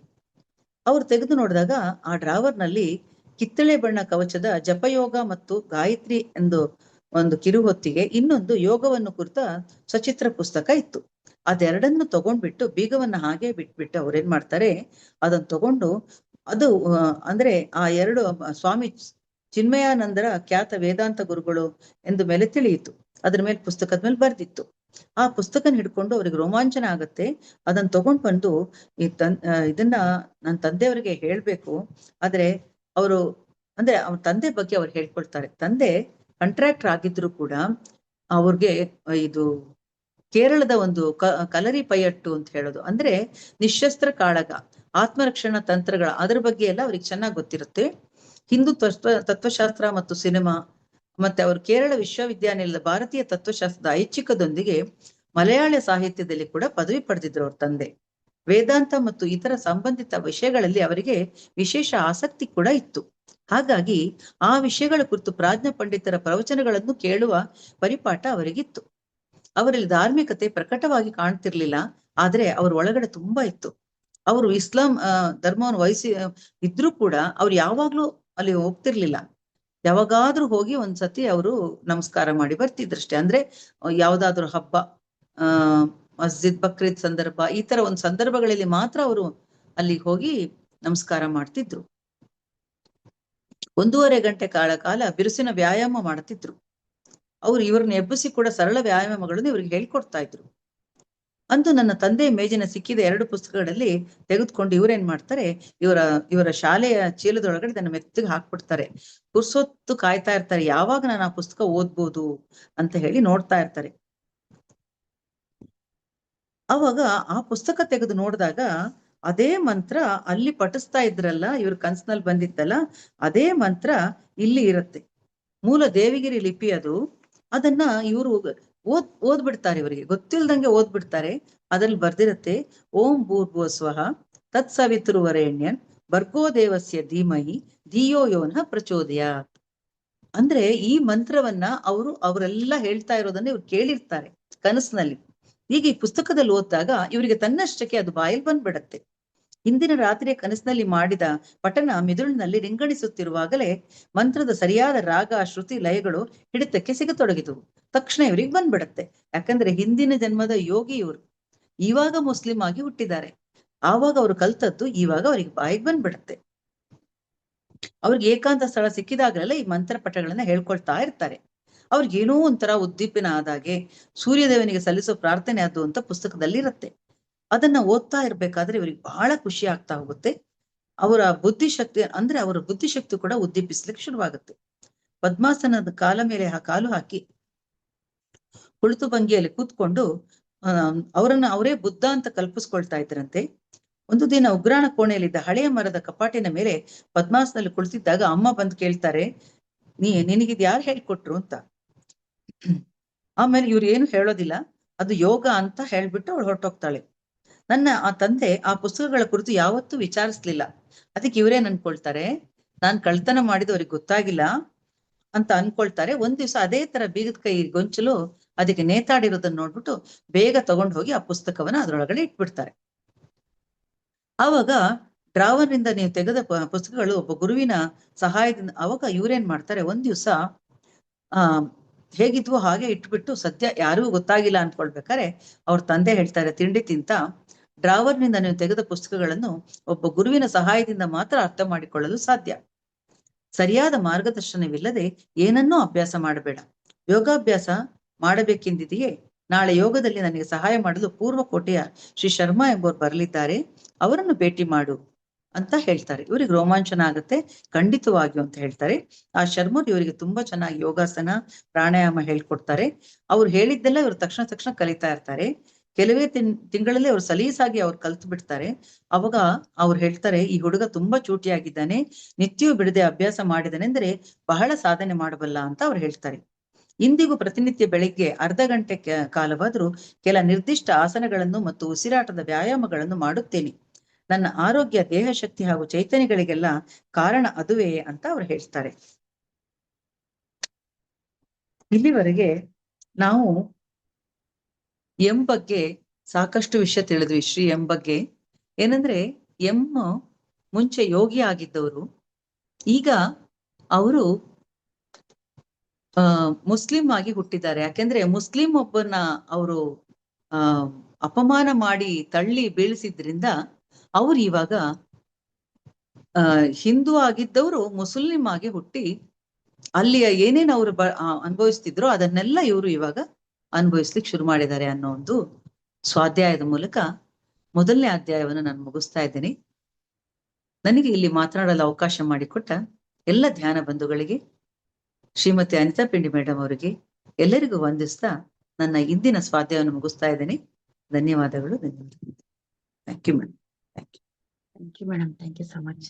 ಅದ್ಭುತವಾದ ಒಂದು ಹಿಮಾಲಯ ಗರಡಿನಲ್ಲಿ ಗುರುವಿನ ಗರಡಿಯಲ್ಲಿ ಅನ್ನೋದನ್ನ ತುಂಬಾ ಅದ್ಭುತವಾಗಿ ಇತ್ತು ನೋಡಿ. ಅವರ ಒಂದು ನಾನು ಮುಸ್ಲಿಮೇ ಅಂತ ಅನ್ಕೊಂಡಿದ್ದೆ ಮೇಡಮ್. ಕೊನೆಯಲ್ಲಿ ಬಂತು ಅವರು ಗತ ಜನ್ಮದಲ್ಲಿ ಒಬ್ಬ ಯೋಗಿ ಅಂತ ಅನ್ನೋದನ್ನ. ಎಸ್ ನೋಡಿ, ಯಾಕೆ ನಮ್ಮ ಕರ್ಮಗಳನ್ನು ಯಾವ ರೀತಿ ಒಳ್ಳೇದನ್ನ ಮಾಡ್ಬೇಕು ಅನ್ನೋದನ್ನ ಇಲ್ಲಿ ಗೊತ್ತಾಗುತ್ತೆ ಮೇಡಮ್. ಅಂದ್ರೆ ಹ್ಮ್ ನೋಡಿ, ನಾವು ಹ್ಮ್ ಕೆಟ್ಟದನ್ನ ಮಾಡ್ತಾ ಹೋದ್ರೆ ಮುಂದಿನ ಜನ್ಮದಲ್ಲಿ ಅದಕ್ಕೆ ಏನು ಕ್ರೆಡಿಟ್ ಕಾರ್ಡ್ ಡೆಬಿಟ್ ಕಾರ್ಡ್ ಅಂತ ಯಾವ ರೀತಿ ನಮ್ ಕರ್ಮವನ್ನ ಆಗುತ್ತೆ ಅನ್ನೋದನ್ನ ಎಸ್ ಮೇಡಮ್ ಇಲ್ಲಿ ನನಗೆ ಅನ್ಸ್ತು. ನೋಡಿ, ಒಬ್ರು ಹ್ಮ್ ಯೋಗಿ ಆದರು ಮತ್ತೆ ಅದೇ ಒಂದು ಆ ಆ ಜನ್ಮವನ್ನ ಮತ್ತೆ ಇಲ್ಲಿಂದ ತಗೊಂತಾ ಇದ್ದಾರೆ, ಮತ್ತೆ ಅದೇ ಒಂದು ಏನು ಆ ಹಾದಿಯಲ್ಲೇ ಬರ್ತಾ ಇದ್ದಾರೆ. ನೋಡಿ, ಒಂದು ಮುಸ್ಲಿಂ ಕುಟುಂಬದಲ್ಲಿ ಇದ್ರೂ ಕೂಡ ಮತ್ತೆ ಅದೇ ಒಂದು ಏನು ಧ್ಯಾನ, ಒಂದು ಹ್ಮ್ ಯೋಗದಲ್ಲಿ ಹೋಗ್ಬೇಕು ಅನ್ನೋದನ್ನ ಅಲ್ಲಿ ಇತ್ತು ಅನ್ನೋದನ್ನ ತಿಳ್ಕೊಬಹುದು ಮೇಡಮ್. ನೋಡಿ, ಹ್ಮ್ ಅಲ್ಲಿ ಗುರುವಿನ ಸಲುವಾಗಿ ಹಿಮಾಲಯದಲ್ಲಿ ನೋಡಿ ಹೋಗಿ ಹೋಗಿ ಕೇಳ್ತಾ ಇದ್ರು ಕೂಡ ಅವರು ಆ ಗುರು ಹತ್ರಕ್ಕೆ ಬರ್ಗುಡ್ಸಲ್ಲ, ನೀನು ಮಾಂಸಾಹಾರಿ ಬರ್ಬೇಡ ನನ್ನ ಹತ್ರ ಅಂತ. ಅಲ್ಲಿ ಹ್ಮ್. ನನಗೊಂದು ಡೌಟ್ ಬಂತು ಮೇಡಮ್. ಮತ್ತೆ ಬಂದು ಅವರೇ ಕರಿತಾ ಇದಾರೆ ಅಂತ ಹಿಂದ್ಗಡೆ ಇದ್ರ ಅಂದ್ರೆ ಆ ಗುರು ಬಂದ್ರ ಬೇರೆ ಬೇರೆ ಗುರು ಬಂದ್ರ? ಮಹಾವತಾರ್ ಬಾಬಾಜಿ ಅವರ ಮಹಾ ಗುರುಗಳು, ಮೊದಲನೇ ಓ ಗುರುಗಳು ಮಹಾವತಾರ್ ಬಾಬಾಜಿ. ಅವ್ರೇನ್ ಹೌದು. ಹೇಳ್ತಾರೆ, ನೀನು ಮಾಡಿದ ತಪ್ಪಿಗೆ ನೀನ್ ಶಿಕ್ಷೆ ಅನುಭವಿಸ್ಲೇಬೇಕು. ಆದ್ರೆ ಅವಾಗ ಇವ್ರು ಕೇಳ್ಕೊಳ್ತಾರೆ, ನಾನ್ ತಪ್ಪು ಮಾಡದೆ ಒಪ್ಕೊಳ್ತೀನಿ, ನಾನ್ ಖಂಡಿತ ದೇಹ ತ್ಯಾಗ ಮಾಡ್ತೀನಿ. ಈಗ್ಲೇ ನೀನ್ ದೇಹ ತ್ಯಾಗ ಮಾಡ್ಬೇಕು, ಅವನಿಗೆ ಏನ್ ಮಾಡಿದ್ಯಾ ಅದನ್ನ ನೀನ್ ಅನುಭವಿಸ್ಬೇಕು ಅಂತ ಅವ್ರು ಹೇಳ್ತಾರೆ. ಅವರು ಬ್ರಾಹ್ಮಣ ಯೋಗಿ ಆಗಿದ್ದವರು. ಆವಾಗ ಅವರು ಹೇಳ್ತಾರೆ, ಗುರುಗಳು ಮಹಾವತಾರ್ ಬಾಬಾಜಿ. ಅವಾಗ ಇವ್ರು ಕೇಳ್ಕೊಳ್ತಾರೆ, ನಾನು ಮಾಡಿದ ತಪ್ಪು ಅಂತ ನನಗೆ ಖಂಡಿತ ಅರ್ಥ ಆಗಿದೆ, ಖಂಡಿತ ನಿಮ್ಮ ಮಾತಿಗೆ ನಾನು ಎದುರು ಹೇಳೋದಿಲ್ಲ. ಆದ್ರೆ ನಿಮ್ಮನ್ನು ಒಂದು ಪ್ರಾರ್ಥನೆ ಮಾಡ್ತೀನಿ, ನನಗೆ ದಯವಿಟ್ಟು ನಿಮ್ಮ ಕೃಪೆ ಯಾವತ್ತೂ ನನ್ನ ಮೇಲೆ ಇರ್ಬೇಕು ಅಂತ ಕೇಳ್ಕೊಳ್ತಾರೆ. ಆಗ ಅವ್ರು ಹೇಳ್ತಾರೆ, ಖಂಡಿತ ಇರತ್ತೆ. ನನ್ನ ಶಿಷ್ಯನಾದ ಮಹೇಶ್ವರನಾಥ ಬಂದು ನಿನಗೆ ಎಲ್ಲಾ ರೀತಿನಲ್ಲಿ, ನಾನೀಗ ನಿನ್ನ ಹತ್ರ ಮಾತನಾಡಿದ ಹಾಗೆ ಅವನ್ ಬಂದು ನಿನಗೆಲ್ಲವನ್ನು ಸಹಾಯ ಮಾಡ್ತಾನೆ. ಹಾಗೆ ನಿನಗೆ ಒಂದು ದಿವಸ ನಾನು ಕೂಡ ದರ್ಶನ ಕೊಡ್ತೀನಿ ನಿನ್ನ ಮುಂದಿನ ಜನ್ಮದಲ್ಲಿ ಅಂತ ಹೇಳ್ತಾರೆ. ಆ ಭರವಸೆ ತಗೊಂಡೆ ಅವರು ಕೇಚರಿ ಮುದ್ರೆಯಿಂದ ಅವರು ಪ್ರಾಣತ್ಯಾಗ ಮಾಡ್ತಾರೆ. ಪ್ರಾಣತ್ಯಾಗ ಮಾಡಿ ಮುಸ್ಲಿಂ ವಂಶದಲ್ಲಿ ಅವರು ಹುಟ್ಟುತ್ತಾರೆ. ಅಂದ್ರೆ ಅವರು ಯೋಗಿ ಆಗಿದ್ದವರು ಆ ಮುಸ್ಲಿಮಿಗೆ ಅವರು ಮಾಡಿದ್ರಿಂದ ಮುಸ್ಲಿಂ ಮನೆಯಲ್ಲಿ ಅವ್ರು ಹುಟ್ಟುತ್ತಾರೆ. ಆದ್ರೆ ಅವರು ಕೇಳ್ಕೊಂಡಿದ್ರಿಂದ 9ನೇ ವರ್ಷದಲ್ಲೇ ಆ ಯೋಗಿ ಬಂದು ಹಲಸಿನ ಮರದಿಂದ ನಿಂತು ಇವರಿಗೆ ಆಶೀರ್ವಾದ ಮಾಡ್ತಾರೆ. ಅಂದ್ರೆ ಅವರಿಗೆ ಎದೆ ಹತ್ರ ಮುಟ್ಟಿದ ತಕ್ಷಣ ಅವರಿಗೆ ಅವ್ರದ್ದು ಎಲ್ಲ, ಅದಕ್ಕೆ ಅವರಿಗೆ ಗಾಯತ್ರಿ ಮಂತ್ರ ಪಠಣ ಅವ್ರಿಗೆ ತನ್ನಷ್ಟಕ್ಕೆ ಬಾಯಲ್ಲಿ ಬರುತ್ತೆ. ಹೌದು. ಯಾಕೆಂದ್ರೆ ಅವ್ರು ಅದನ್ನ ಮುಂಚೆ ಹೇಳಿದವರು. ಅದು ಅವರಿಗೆ ಗೊತ್ತಿರ್ಲಿಲ್ಲ. ಅವ್ರಿಗೆ ಕನಸಿನಲ್ಲಿ ಕಾಣಿಸ್ತಾ ಇರತ್ತೆ, ಒಬ್ಬ ಗುರು ಕೂತಿದ್ದಾನೆ, ಅವ್ರ ಸುತ್ತಲೂ ತುಂಬಾ ಜನ ಶಿಷ್ಯರಿದ್ದಾರೆ, ಅದ್ರಲ್ಲಿ ನಾನೂ ಒಬ್ಬ ಇದ್ದೀನಿ ಅಂತ ಅವ್ರಿಗೆ ಕನಸಲ್ಲಿ ಕಾಣಿಸ್ತಿರುತ್ತೆ. ಆಮೇಲೆ ಅವರಿಗೆ ಆ ತಂದೆಯಿಂದ ಪುಸ್ತಕ ತೆಗೆದು ನೋಡಿದಾಗ ಅದೇ ಮಂತ್ರವನ್ನ ಅವ್ರು ಪಠಿಸ್ತಾರೆ. ಆವಾಗ ಅವ್ರಿಗೆ ಗೊತ್ತಾಗತ್ತೆ. ಆಮೇಲೆ ಅದನ್ನ ಅವ್ರು ಹೇಳ್ಕೊಂಡು ಹೋಗ್ತಾರೆ. ಹಾಗೆ ಅಂದ್ರೆ ಅವರ ಪೂರ್ವ ಜನ್ಮದ ಯಾರಿಗೆ ಅವರು ಬೈದಿರ್ತಾರಲ್ಲ ಅದೇ ಜಾತಿಯಲ್ಲಿ ಅವ್ರು ಹುಟ್ಟಿ ಬರ್ತಾರೆ. ಹಾಗಾಗಿ ನೀನ್ ಅನುಭವಿಸ್ಬೇಕು ಅಂತ ಹೇಳಿರ್ತಾರ ಅವ್ರು. Yes madam. ಅದು ನನ್ಗೆ ಗೊತ್ತಾಗ್ಲಿಲ್ಲ, ಆ ಗುರುನೇ ಬಂದ್ರ ಹ್ಮ್. ಮತ್ತೆ ಬೇರೆ ಮಹಾವತಾರ್ ಬಾಬಾಜಿ ಅವರ ಬಂದ್ರ? ಎರಡು ಶಿಷ್ಯರು, ಡೌಟ್ ಬಂತು. ಎಸ್ ಮಹಾವತಾರ್ ಎಸ್ ಬಾಬಾಜಿ ಶಿಷ್ಯರೇ, ಅವರು ಕೂಡ ಮೊದಲನೇ ಶಿಷ್ಯರವರು, ಅವರೇ ಅಂದ್ರೆ ಬರ್ತಾರೆ. ಇಲ್ಲಿ ನೋಡಿ, ಗತ ಜನ್ಮದ ವಾಸನೆ ಇರುತ್ತೆ ಅನ್ನೋದನ್ನ ಇಲ್ಲಿ ತಿಳ್ಕೊಬಹುದು ಮೇಡಮ್. ಅಂದ್ರೆ ಹ್ಮ್ ಅದು ಹ್ಮ್ ಸ್ವಲ್ಪ ನಾವು ಅದು ಮುಂದೆ ಆ ಹ್ಮ್ ಕ್ರೆಡಿಟ್ ಆಗ್ಬಿಡುತ್ತೆ ಅನ್ನೋದನ್ನ ತುಂಬಾ ಹ್ಮ್. ಅದ್ಭುತ ಇದೆ ಹೌದು ಮೇಡಮ್. ಹೌದು ಹೌದು. ಕೇಳ್ತಾ ಹೋದ್ರೆ ಅದ್ಭುತ, ಒಂಥರ ಕೇಳ್ತಾನೆ ಹ್ಮ್ ಇರ್ಬೇಕು ಅಂತ ಅನಿಸ್ತಾ ಇತ್ತು, ಅದಕ್ಕೆ ಹ್ಮ್ ಕೇಳಿದೆ ಮೇಡಮ್.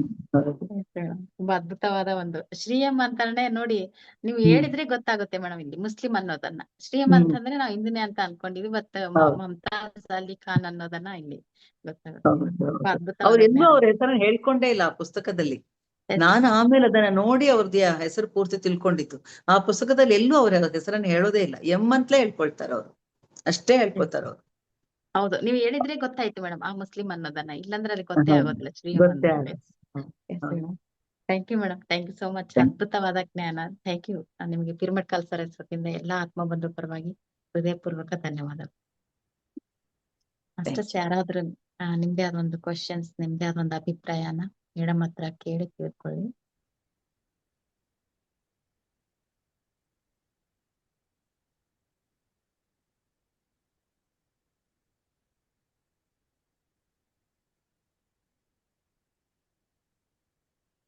ಧ್ಯಾನ ಎಲ್ಲೆಲ್ಲಿಗೂ ಕರ್ಕೊಂಡು ಹೋಗುತ್ತೆ ಅನ್ನೋದನ್ನ ನೋಡಿ, ಯೋಗಿಗಳ ಬಗ್ಗೆನೂ ಮೇಡಮ್ ತುಂಬಾ ಅದ್ಭುತ.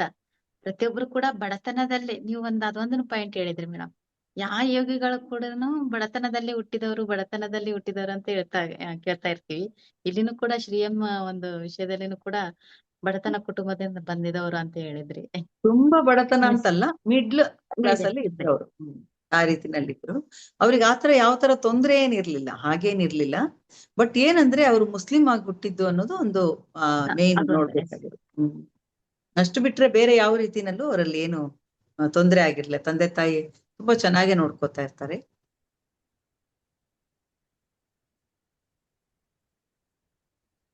ಯಾರಿಗೆ ಅಭಿಪ್ರಾಯ ಕ್ವಶನ್ ಏನು ಇದ್ದಂಗಿಲ್ಲ. ಸರಿ.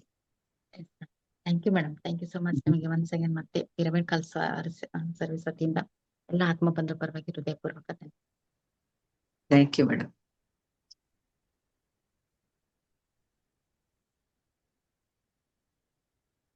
ಫಸ್ಟ್ ಸ್ಯಾನಿಟೈಸ್ ಮಾಡಿ ಮಾತಾಡ್ಬೋದು ಮೇಡಮ್ ಅಂತ ಕ್ವಶನ್ ಕೇಳ್ತಾ ಇದ್ದಾರೆ ಮೇಡಮ್. ಪೂರ್ವ ಜನ್ಮದಲ್ಲಿ ಪ್ರಾಣ ಬಿಟ್ಟವರು ಆತ್ಮಹತ್ಯವಾಗೋದಿಲ್ಲವೇ? ಇಲ್ಲ, ಯಾಕೆಂದ್ರೆ ಗುರುವೇ ಹೇಳ್ತಾರೆ ಅವ್ರಿಗೆ, ನೀನು ಕೇಚರ ಮುದ್ರೆಯಿಂದ ನೀನು ಪ್ರಾಣವನ್ನ ತೆಗೆದುಕೋ ಅಂತ ಹೇಳ್ತಾರೆ. ಅವ್ರು ಖಂಡಿತ ಆತ್ಮಹತ್ಯೆ ಮಾಡಿದ್ದಲ್ಲ. ಯಾಕಂದ್ರೆ ಅವ್ರು ಮಾಡಿದ ಪಾಪಕ್ಕೆ ಪ್ರಾಯಶ್ಚಿತ್ತ ಅದು. ಅಂದ್ರೆ ಆ ಗುರುಗಳೇ ಹೇಳಿರುವಂತದ್ದು. ಹಾಗಾಗಿ ಅದು ಆತ್ಮಹತ್ಯೆ ಆಗೋದಿಲ್ಲ. ಅವರಾಗಿ ಸತ್ತದ್ದಲ್ಲ, ಸಾಯ್ಲಿಲ್ಲ ಅವರು, ಪುನರ್ಜನ್ಮ ಅವರಿಗಷ್ಟೇ. ಅಂದ್ರೆ ಆ ಕೂಡ್ಲೇನೆ, ಅಂದ್ರೆ ಈಗ 18-19 ವರ್ಷದ ಯೋಗಿ ಅವರು, ಅವ್ರಿಗೆ ಹೇಳ್ತಾರೆ, ನೀನು ಮೊದಲು ನಿನ್ನ ದೇಹವನ್ನ ತ್ಯಾಗ ಮಾಡು. ಯಾಕೆಂದ್ರೆ ನೀನು ಮುಸ್ಲಿಂ, ಅವನು ಬಂದವನಿಗೆ ನೀನು ವ್ಯಕ್ತಿಯನ್ನ ಮಾತ್ರ ನೋಡ್ದೆ, ನೀನು ಅವನು ಮುಸ್ಲಿಂ ಅಂತ ನೋಡದೆ, ಮಾಂಸ ವಾಸನೆ ಅಂತ ಹೇಳಿ ನೋಡ್ದೆ, ಅದಲ್ಲ. ಅವನು ಯಾವ ಕಾರಣದಿಂದ ಬಂದಿದ್ದ ನಿನ್ನ ಹತ್ರ, ನಿನ್ನನ್ನು ಯಾಕೆ ಅವನು ಹಾಗೆ ತಬ್ಬಿಕೊಂಡ, ಅದನ್ನೆಲ್ಲ ನೀನು ಅರ್ಥ ಮಾಡ್ಕೋಬೇಕಾಗಿತ್ತು. ನೀನ್ ಮಾಡಿದ ತಪ್ಪು, ಆ ತಪ್ಪಿಗೆ ನಿನಗೆ ಶಿಕ್ಷೆ ಆಗ್ಲೇಬೇಕು. ಅವ್ರು ಏನ್ ಅನುಭವಿಸಿದ್ರು ಅದನ್ನ ನೀನು ಅನುಭವಿಸ್ಲೇಬೇಕು ಅಂತ ಹೇಳಿ ಆ ಗುರು ಕೊಟ್ಟ ಶಾಪ ಅದು. ಅದರ ನಂತರ ಅವ್ರು ಹೇಳ್ತಾರೆ, ನನಗೆ ನೀವ್ ಯಾವತ್ತೂ ನನ್ ಕೈ ಬಿಡಬಾರ್ದು ಅಂತ. ಖಂಡಿತ ನಿನ್ಗೆ ಕೈ ಬಿಡೋದಿಲ್ಲ, ಆದ್ರೆ ಈಗ ನೀನ್ ದೇಹ ತ್ಯಾಗ ಮಾಡ್ಲೇಬೇಕು.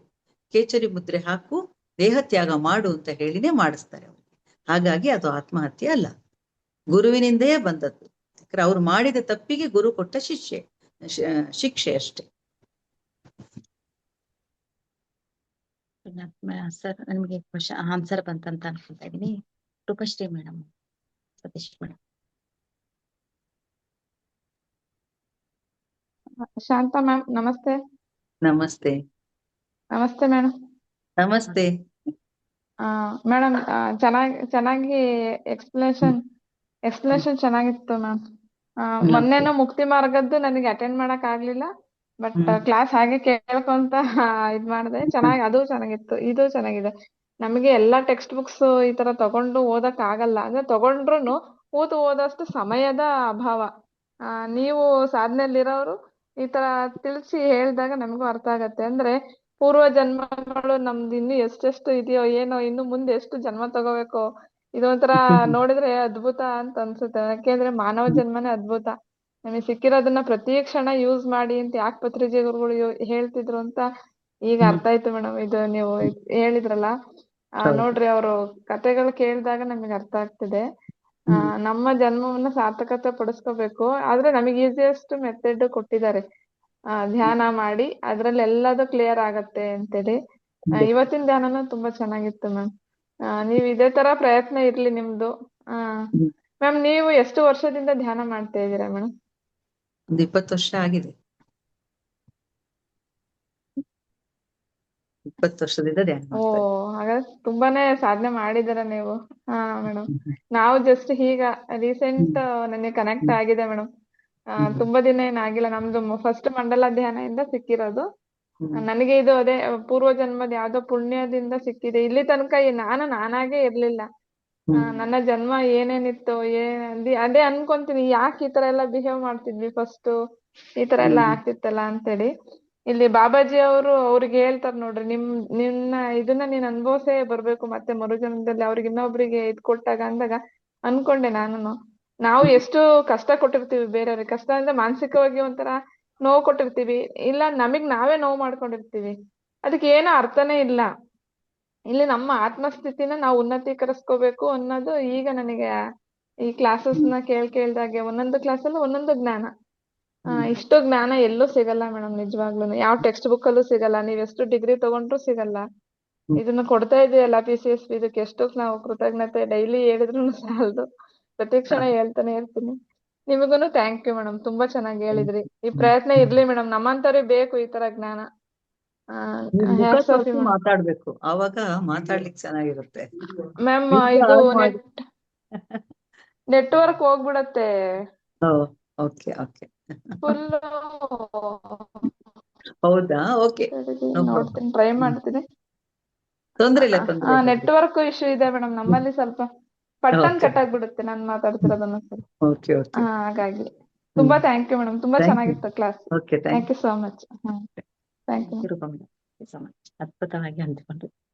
ಈ ತರ ಮಾತಾಡ್ತಾ ಇದ್ರೆ ಮೇಡಮ್ ಅವ್ರಿಗೂ ಹೌದು ಕೇಳ್ತಾ ಇದಾರಲ್ಲ, ಇನ್ನು ನಮ್ಗೆ ಅವ್ರಿಗೆ ಒಂಥರ ಎನ್ಕರೇಜ್ ಬರುತ್ತೆ, ಹೇಳೋದಕ್ಕೆ ಇನ್ನು ಪ್ರಶ್ನೆಗಳಿಗೆ ಇನ್ನು ಉತ್ತರ ನಾವು ತಿಳ್ಕೊಬಹುದು. S master. ಮ್ಯಾಮ್ ನಾನು ಹೇಳೋದು ಅದೇ ಉದ್ದೇಶಕ್ಕೆನೆ, ಯಾಕೆ ನಾವು ಒಂದ್ ಮಾತು ಹೇಳ್ಬೇಕು ಅವ್ರಿಗೆ ಅಂದ್ರೆ ನಮಗೆ ಇನ್ನೂ ಚೆನ್ನಾಗಿ ಜ್ಞಾನ ಕೊಡ್ಲಿ ಅವರು ಅಂತ. ಎಸ್, ನಮಗಿನ್ನೂ ಅವ್ರಿಗೆ ಅರ್ಥ ಆಗುತ್ತೆ ಇನ್ಸ್ಪಿರೇಷನ್ ಮೇಡಮ್. ಬರುತ್ತೆ. ಎಸ್, ಇವಾಗ ನೋಡಿ ನಮಗೂ ನನ್ಗೆ ಅರ್ಥ ಅದು ಅರ್ಥ ಆಗತ್ತೆ. ಆಗಿರ್ಲಿಲ್ಲ.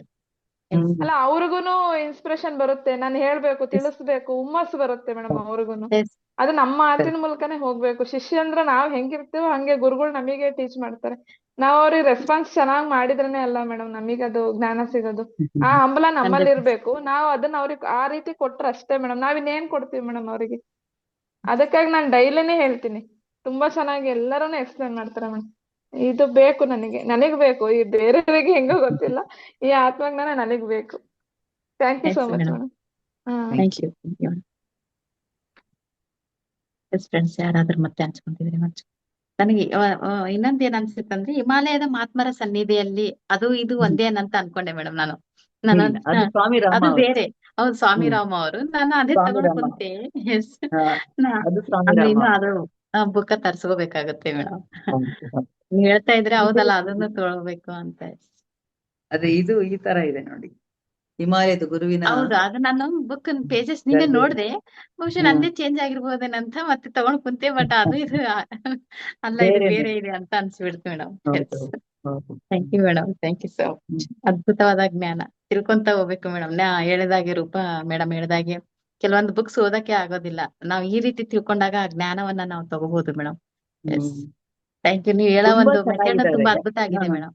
ಯಾಕೆಂದ್ರೆ ಹೇಳಿ. ನಾವು ತುಂಬಾ ಜನ ಯೋಗಿಗಳನ್ನ ಪುಸ್ತಕದಲ್ಲಿ ಓದಿದೀವಿ, ಅವರೆಲ್ಲ ಈಗ ಜೀವಂತವಾಗಿಲ್ಲ. ಅಂದ್ರೆ ಅವ್ರದ್ದು ಆಶೀರ್ವಾದ ಯಾವಾಗ್ಲೂ ಇರುತ್ತೆ, ಅದು ಬೇರೆ ಪ್ರಶ್ನೆ. ಆದ್ರೆ ಅದರ ಅರಿವಾಗೋ ಮುಂಚೆ ನಮ್ಮ ಸಮಕಾಲೀನರು ಅಂತವ್ರು ಇದ್ದಾರೆ ಅಂದಾಗ ನಮಗೆ ಸಾಧ್ಯ ಆದ್ರೆ ಹೋಗಿ ಅವ್ರನ್ನ ಭೇಟಿ ಆಗ್ಬೋದಲ್ಲ. ಅದೆಲ್ಲ ಉದ್ದೇಶದಿಂದ ಅವ್ರ ಸಮಕಾಲೀನರದೇ ಹೇಳ್ಬೇಕು ಅನ್ನೋ ಉದ್ದೇಶ ನಂದಾಗಿತ್ತು. ಯಾಕೆಂದ್ರೆ ನಾವು ಕೇಳಿರ್ತೀವಿ ಆತ್ಮಜ್ಞಾನ, ಆತ್ಮ ಸಾಕ್ಷಾತ್ಕಾರ ಅಂತ ಗುರುಗಳು ಎಲ್ಲ ಕೇಳಿರ್ತೀವಿ. ಸ್ವಾಮಿ ರಾಮ ಇರ್ಬೋದು, ರಮಣರಿರ್ಬೋದು. ಆದ್ರೆ ಅವ್ರನ್ನ ನಾವು ಇವತ್ತು ನೋಡ್ಲಿಕ್ಕೆ ಕಣ್ಣಿನಿಂದ ನೋಡಕ್ಕಾಗಲ್ಲ. ಅವ್ರದ್ದು ಎಲ್ಲಾ ರೀತಿ ನಮಗೆ ಸಿಕ್ಕತ್ತೆ, ಆಧ್ಯಾತ್ಮದಲ್ಲಿ ನಮ್ಗೆಲ್ಲ ಸಿಕ್ಕತ್ತೆ. ಹಾಗೆ ಸಿಕ್ಕಲ್ಲ, ಅದಕ್ಕಾಗಿ ನಾವು ಇಂಥವ್ರನ್ನ ಸಮಕಾಲೀನರನ್ನ ನೋಡ್ಬೋದು ಸಾಧ್ಯ ಇದ್ರೆ ಅನ್ನೋದಕ್ಕೆ ಇವ್ರ ವಿಷಯವನ್ನ ಮಾತಾಡ್ತಿರೋದು. ಒಂದೊಂದ್ಸಲ ಬುಕ್ ಈಗಿನ ಕನೆಕ್ಟ್ ಆಗಲ್ಲ ಮೇಡಮ್, ಯಾಕಂದ್ರೆ ನಾವು ಅಷ್ಟು ಧ್ಯಾನ ಸ್ಥಿತಿಯಲ್ಲಿ ಇನ್ನೂ ಹೋಗಿರ್ಲಿಲ್ಲ. ಈ ತರ ಕೇಳಿದಾಗ ನಿಜವಾಗ್ಲೂ ಹೌದಲ್ಲ, ನಾವು ಈಸಿ ಆಗಲ್ಲ ಅಂತ ಅವಾಗ ಅನಿಸುತ್ತೆ. ಆದ್ರೆ ಅಲ್ಲಿವರೆಗೂ ಕೂಡ ಬುಕ್ ತೆಗೆದು ನೋಡಿರಲ್ಲ, ಕನೆಕ್ಟ್ನೂ ಆಗಿರಲ್ಲ ನಾವು, ಯಾಕಂದ್ರೆ ಆ ಧ್ಯಾನ ಸ್ಥಿತಿ ಇನ್ನೂ ಅಷ್ಟೊಂದು ನಾವು ಅಭ್ಯಾಸ ಮಾಡಿರಲ್ಲ. Yes madam, thank you madam. Prashanti madam ಮಾತಾಡಿ. ನಮಸ್ತೆ ಮೇಡಮ್. ನಮಸ್ತೆ. ನಮಗೆ ಇದು ಗೊತ್ತಿರ್ಲಿಲ್ಲ ಮೇಡಮ್. ಈಗ ನಿಮ್ಮ ಸ್ವಾಧ್ಯಾಯ ನಮಗೆ ವಿಷಯ ತಿಳಿಯಿತು ಮೇಡಮ್. ಅವ್ರು ಇದ್ದಾರೆ, ಈಗಲೂ ಇದ್ದಾರೆ. ಅವರಿಗೀಗ 75-78 ವರ್ಷ. ಮದನಪಲ್ಲಿಯಲ್ಲಿ ಇದ್ದಾರೆ ಅವರು, ಆಂಧ್ರ ಪ್ರದೇಶದ ಮದನಪಲ್ಲಿಯಲ್ಲಿ ಇದ್ದಾರೆ ಅವರು. ಅವ್ರದ್ದು ಆಶ್ರಮ ಕೂಡ ಇದೆ ಅಲ್ಲೊಂದು. ಹೌದಾ? ಅದು ಅವರೇ ಬರಲ್ಲ ಅವ್ರದೇ, ಅವರ ಆತ್ಮ ಚರಿತ್ರೆನ ಅವರೇ ಬರ್ಕೊಂಡಿರೋದು. ಅವರ ಗುರುಗಳು ಹೇಳ್ತಾರೆ ನೀನ್ ಬರಿ ಅಂತ ಹೇಳ್ತಾರೆ, ಹಾಗಾಗಿ ಅವ್ರು ಬರೀತಾರೆ. ಬರ್ದು ಅವರೇ ಬರ್ದಿದ್ದನ್ನ ಅವ್ರು ಹೇಳ್ತಾರೆ, ನಾನು ಯಾವಾಗ ಹೇಳ್ತೀನಿ ಅವಾಗ ನೀನ್ ಬರಿ ಅಂತ. ಆವಾಗ್ಲೇ ಅವ್ರು 60ನೇ ವರ್ಷಕ್ಕೆ ಅದನ್ನ ಬರೀತಾರ ಅವ್ರು. ಅದೇ ನೀವೀಗ ಒಂದು ಅಧ್ಯಾಯ ಮುಗಿಸಿದ್ರಿ, ಈಗ ನಾಳೆ ಅಧ್ಯಾಯದಲ್ಲಿ ಏನಿದೆ ಎಂಬುದನ್ನು ಕೇಳ್ಬೇಕು. ಯಾಕಂದ್ರೆ ಅವ್ರ ಹೆಸರು ಹೇಳುದಿಲ್ಲ ಅಂತ ಹೇಳ್ತೀರಿ ನೀವು. ಅವ್ರಿಗೆ ನಾವು ಬೇರೆ ಪುಸ್ತಕದಿಂದ ನೋಡಿರೋದು ಅವ್ರ ಹೆಸರು ಮುಮ್ತಾಜ್ ಅಲಿ ಖಾನ್ ಅಂತ. ಆ ಪುಸ್ತಕ ಪೂರ್ತಿ ಅವ್ರ ಹೆಸರು ಇಲ್ವೇ ಇಲ್ಲ. ಎಂ ಅಂತಲೇ ಹೇಳ್ಕೊಳ್ತಾರೆ ಅವ್ರು, ಶ್ರೀ ಎಂ ಅಂತಲೇ ಹೇಳ್ಕೊತಾರೆ. ಅದು ಹೇಳುವಾಗಲೇ ಈಗ ಅವ್ರು ಮುಸ್ಲಿಮ್ಸ್ ಹೇಳಿದ ನಂತರನೇ ನಮಗೆ ಗೊತ್ತಾಯ್ತು, ನಾವೇ ಹಿಂದೂ ಅಂತ ಹೇಳಿಸಿದ್ವಿ. ಹೌದು, ಹಿಂದಿನ ಜನ್ಮದಲ್ಲಿ ಅವರು ಹಿಂದುವೇ ಆಗಿತ್ತು. ಅವ್ರು ಮಾಡಿದ ತಪ್ಪಿನಿಂದಾಗಿ ಅವ್ರು ಮುಸ್ಲಿಂ ಆಗಿಯೇ ಹುಟ್ಟಿದ್ರು. ಅಂದ್ರೆ ಮುಸ್ಲಿಮಿಗೆ ಅವರು ದ್ವೇಷ ಮಾಡಿದ್ದಲ್ವಾ, ಅದರಿಂದ ಮುಸ್ಲಿಂ ಆಗಿ ಹುಟ್ಟಿದ್ರು ಅವ್ರು.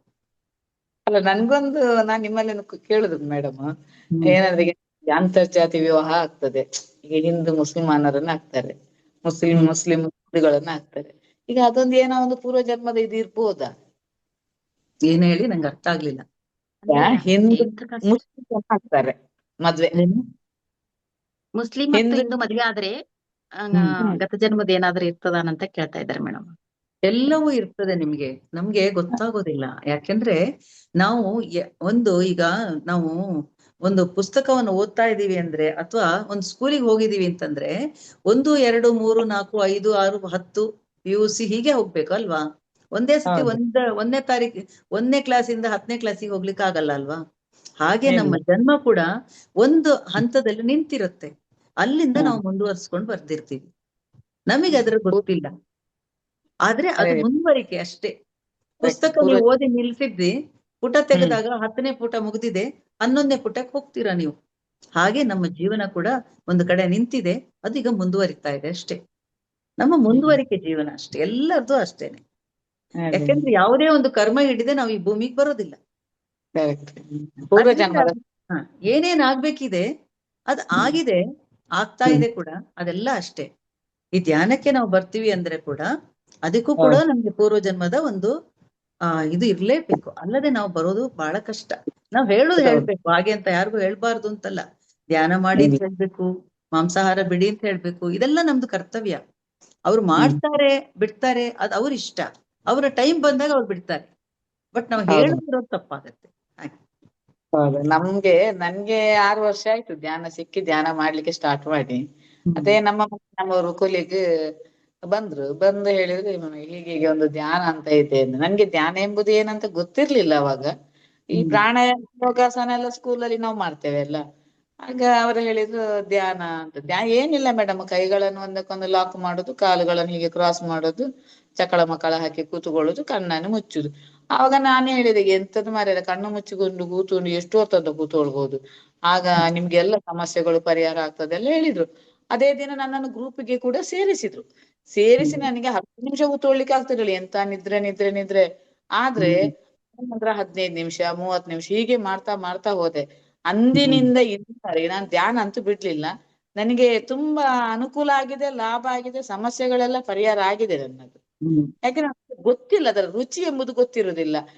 ನಾನೀಗ ಎಷ್ಟೋ ಮಂದಿಗೆ ಹೇಳ್ತೇನೆ, ಕೆಲವರು ಮಾಡ್ತಾರೆ, ಕೆಲವರು ಮಾಡುದಿಲ್ಲ. ಯಾಕಂದ್ರೆ ಅದಕ್ಕೆ ನಾವ್ ಹೇಳುದು, ಅದಕ್ಕೆ ನಮ್ಮ ಕರ್ಮ ಮುಗಿಬೇಕು ಈ ಧ್ಯಾನಕ್ಕೆ ಬರ್ಬೇಕಾದ್ರೆ, ಅಲ್ಲ ಮೇಡಮ್? ಖಂಡಿತ ಅದನ್ನ ಹೇಳಿದ್ದು. ನಾವು ಯಾವ ಯೋಗ ಪುಟದಲ್ಲಿ ನಿಲ್ಸಿದ್ದೇವೆ, ಮುಂದಿನ ಪುಟನ್ ತೆಗೆದು ನಾವೇ ಓದ್ಬೇಕು ಅಷ್ಟೇ. ಹೌದು. ನಮಗೆ ಯೋಗ ನಾವು ಎಷ್ಟು ಹೇಳಿದ್ರು ಕೂಡ ಆ ಯೋಗ ಬರ್ಬೇಕಲ್ಲ ಅವರಿಗೆ. ಹೌದು. ಹೌದು. ಒಳ್ಳೆದ, ಚೆನ್ನಾಗಿತ್ತು madam. Thank you. Thank you. Thank you Prashanti madam, thank you so much madam. ಮಾಸ್ಟರ್ಸಿನ ಕೊನೆ ಹಂತಕ್ಕೆ ಬರೋಣ, ಯಾರು ಇಲ್ಲ ಅಂತ ಅನಿಸ್ತದೆ. Thank you madam, thank you so much. ಮತ್ತೊಮ್ಮೆ ನಿಮ್ಗೆ ಹೃದಯಪೂರ್ವಕ ಧನ್ಯವಾದಗಳು. Thank you.